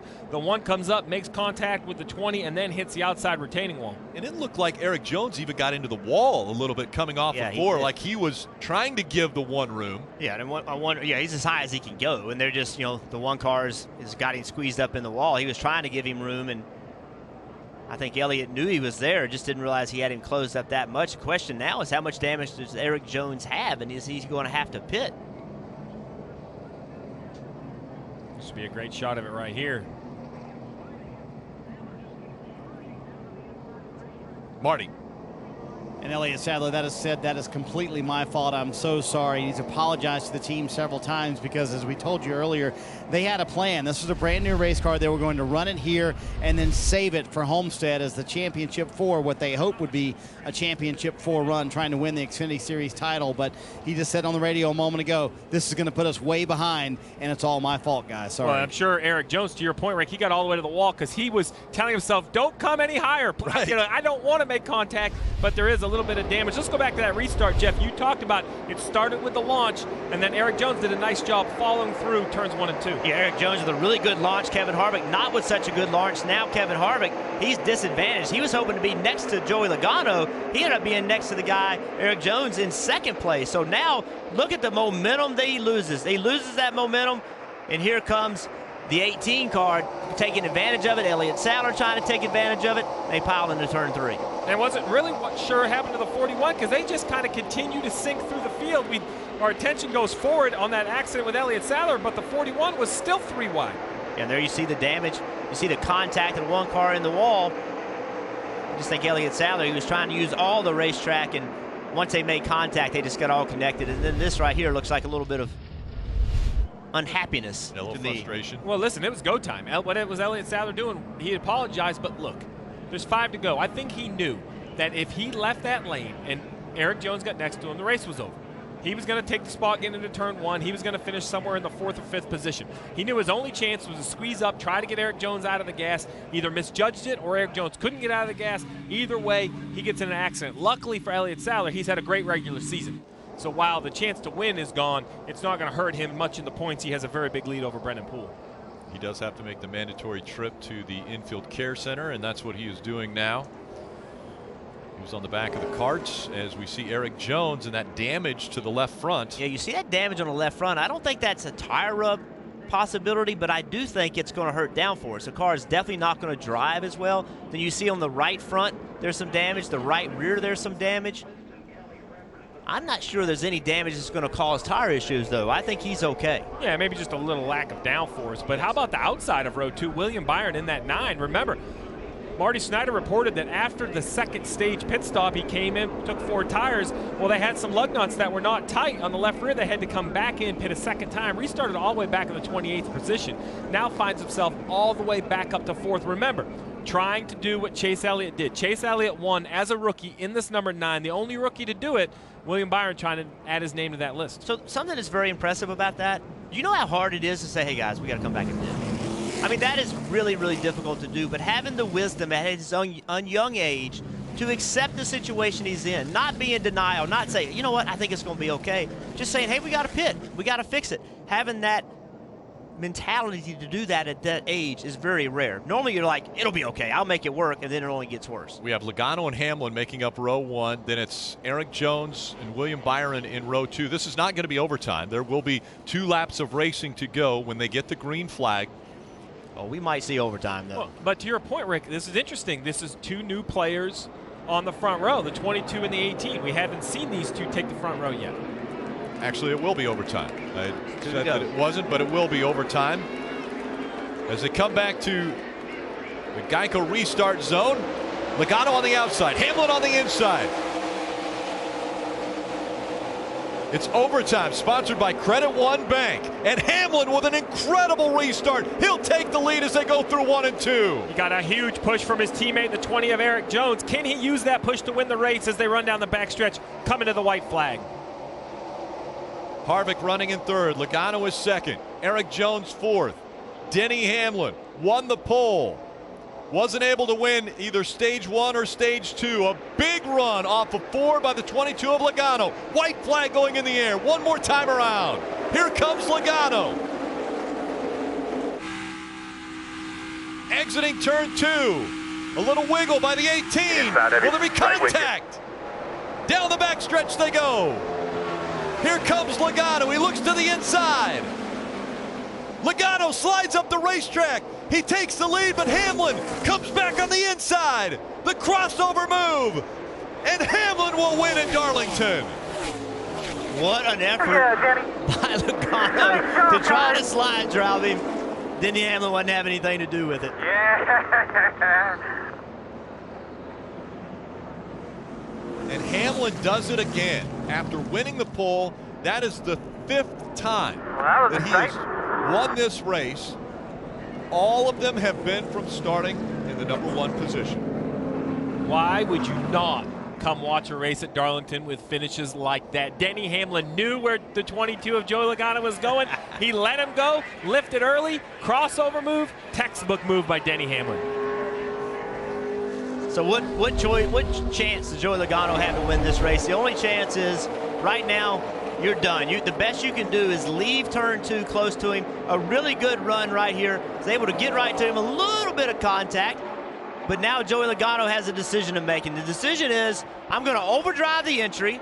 I've overdriven it. Now I'm going to slide in front of Denny Hamlin. Denny Hamlin's like, hey, I know what you're doing. He checks up, turns left, clears Joey Logano. Great job by both drivers. What a finish by 2 veteran drivers who raced clean but hard. There was contact on the backstretch. No harm, no foul. A great race, and you see here disappointment from Joey Logano. He thought he had a chance going down the backstretch. And the burnout begins for Denny Hamlin. Hamlin's 17th career win in the Xfinity Series.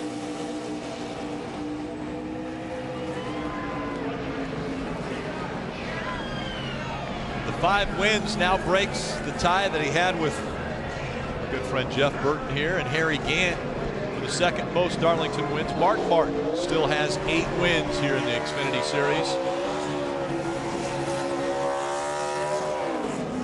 2nd winningest driver right there, Denny Hamlin.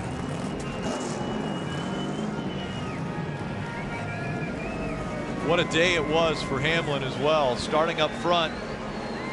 After the first stage, Hamlin had fallen back, was fighting just to stay in the top 5. He hung around, stayed in contention through the 2nd stage, and then the final stage. Put himself in a position to get the win on a great restart. Took it away from Joey Logano.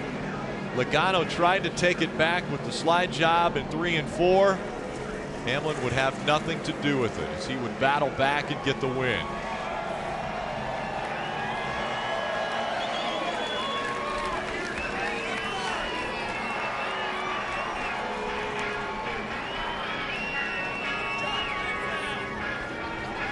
All smiles as he grabs the checkered flag.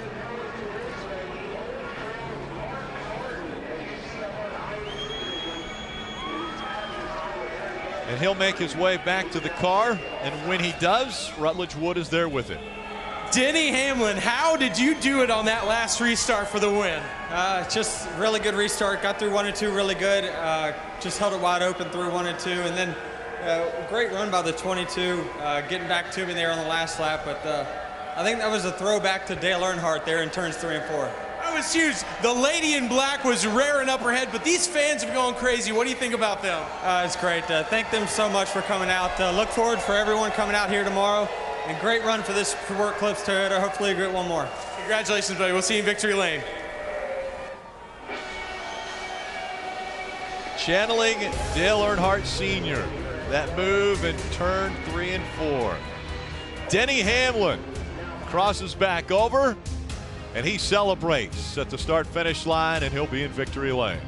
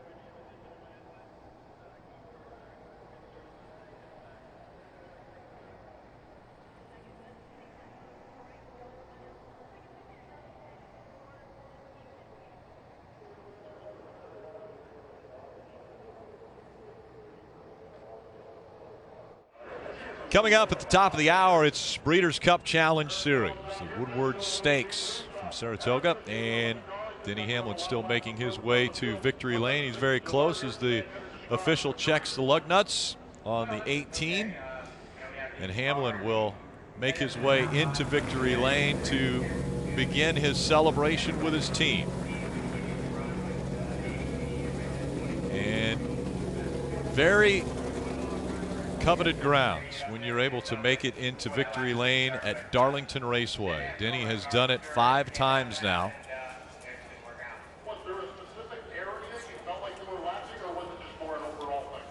Let's go down there to Dave. And Denny Hamlin getting ready to hop out in victory lane at Darlington, something he's done well in the past and will do it again right here. Getting the necessaries before he gets out. That's a lot in victory lane because there are so many people to thank. He's already thanked the fans. Now it's time to say hello to victory lane again. 10 tries here, my friend, 5 victories, all from the pole. Does it ever get old? No. No, yeah, I got to thank Gordon and everyone from Sport Clips really for giving me the chance to come out here and run. I can't thank them enough. High Sense for giving me a few races this year. Love running the Xfinity Series. Got to thank Interstate, Toyota, all of JGR, Coca-Cola, the Jordan brand, the NASCAR fans, Toyota. It's just been a great weekend. You know, we definitely didn't have the best handling car at the beginning of the race. We got it better there at the end. I actually was hating it that caution came out because I thought I could run down the 41. But it turns out we made it a little bit more exciting. All right, Denny Hamlin again in victory lane. Starting to look familiar, Rick. It is looking familiar. One thing that Elliott Sadler doesn't want to start looking familiar is being talked to after he comes out of the infield care center, but that's exactly what happened just moments ago with Kelly. Elliott Sadler fighting for a top 3 spot there at the end of the race. Elliott, sounded like you took some responsibility for it. What exactly happened? My spotter told me it was clear and to try to get up there and take it. So I thought I was a little clear, and I wasn't, obviously, and came across the 20's hood. I just hated for my guys. Armor food Chevy was good, and tore up a good car. That was my homestead car, so that's very depressing. So apologize to my guys at the shop. Should have maybe been more careful with it. So we'll rebound. We're a strong team, and we'll come back at Richmond. Such a strong team. In fact, you had a chance to clinch regular season championship. That'll move on to Richmond. I ain't worried about that. It's all about winning at Homestead. Nothing else really matters. And when you wreck your best car, it just puts your team in a hole. So I was just maybe too aggressive trying to win the race, and we'll try to rebound at Richmond.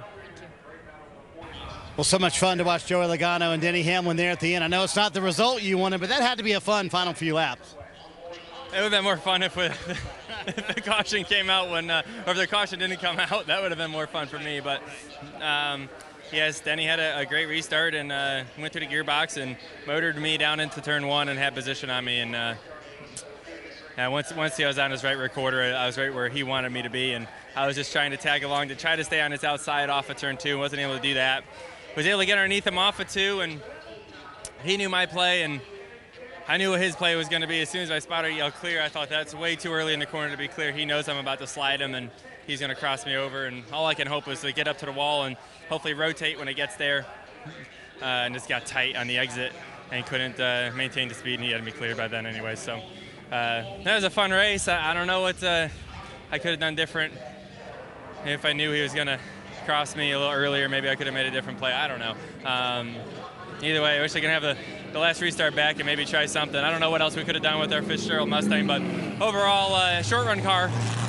Just wasn't a long run car, and we had short runs at the end. I thought we were in position to win, and the pit crew did amazing. Holy crap, the pit crew is amazing today. So a lot of positives out of it. Just second always sucks. I understand that. Joey Logano finishes second today. Wishes he had that final restart back. Well, it was a fun race to watch. We could hear Joey Logano second-guessing himself. What could I have done different on the restart? What could I have done different coming to the checkered flag? But, maybe he could have got a better restart, but I don't know what he could have done different. I think he did a great job of getting back to Denny Hamlin and then making a move to give himself a shot to win this race. And let's go back to Marty, caught up with Kevin Harvick. Well, Kevin Harvick probably had the best car today, but starting on the inside, every restart, that probably made it a little more difficult, didn't it? It did. You know, the 22 had that first pit stall there, and I'm glad I have that tomorrow because that's a huge advantage. I love racing here at Darlington. Just good, hard racing there at the end. It didn't work out for us, but just got to thank everybody at Stewart Haas Racing and you know, Hunt Brothers and Fields and Textron Off-Road, Morton Buildings, everybody who helped put this Ford on the racetrack for, they didn't have to, but they're racers. They want to come out here and race and compete, and for our first year, we did a great job. We led races, we ran up front, and that's really what it's all about. We had a chance to win the race today. It's just, you know, with the restart and the way that at 22's pit stall, we didn't have control of the race and just came up short, but a lot of fun. I love it. What was the more difficult prospect? Being on pit road where you were, there's a wall right in front of you, or the restarts that you had to do on the inside every time because Joey was always going to choose the outside? Well, I think in the end we held our own on pit road with the pit stall compared to everybody but the 22, and he just would get, you know, that shot out to the line right there and would get control of the restart, and then it'd take you a few laps to get by him. And I thought my car was better about lap 12 or 15, but it was still good taking off. We just didn't have control, and then I kept my foot in it off it too. I'm like, if it sticks, fine, we'll have a chance. If it doesn't, we'll lose 3 spots, and we did. We lost 3 spots, but you got to go for it at that point. But as he mentioned, he has that pit stall for the Southern 500, and that's what he's really excited about. That's one thing I love about Kevin Harvick. He has been hard on pit crews in the past, but he understands the whole situation. Positive about his today. Had good pit stops, just didn't have the right pit stall. Had a great race car, just didn't fall his way in the end. Stay with us. We'll hear from more of the Xfinity Regulars on the other side of the break here in Darlington.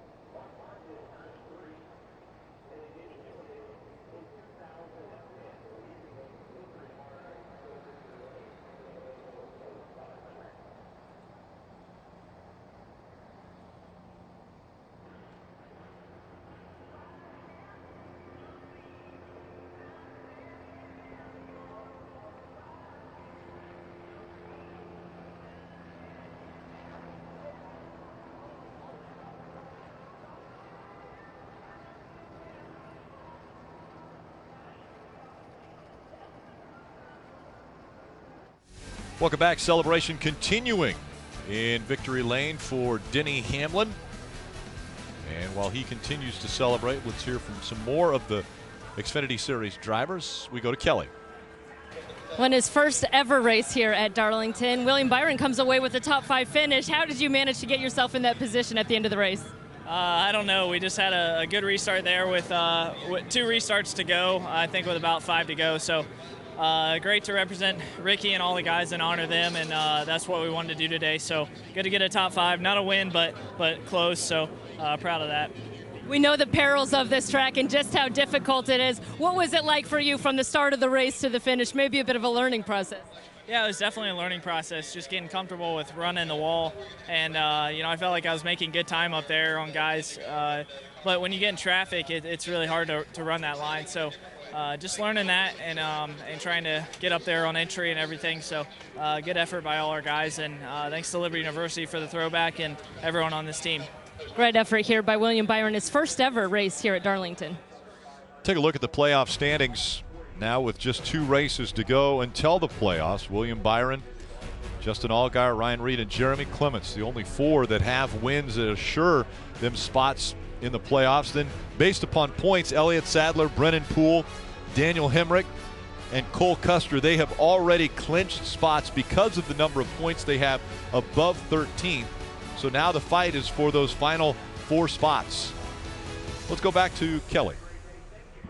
Well, for Brendan Gaughan, it's a 13th place finish, but you actually improved your points position over the bubble. At one point, you were hanging around like 22nd. You had a lot of work to do on this car. So at the end of the day, how successful? No, we just ran smart today. I mean, you kind of hate driving that way, but I lost the championship a long time ago, trying to be really fast all day. So we just tried to play smart. We stayed where we needed to stay, made no mistakes. At the end of the race, we got to race.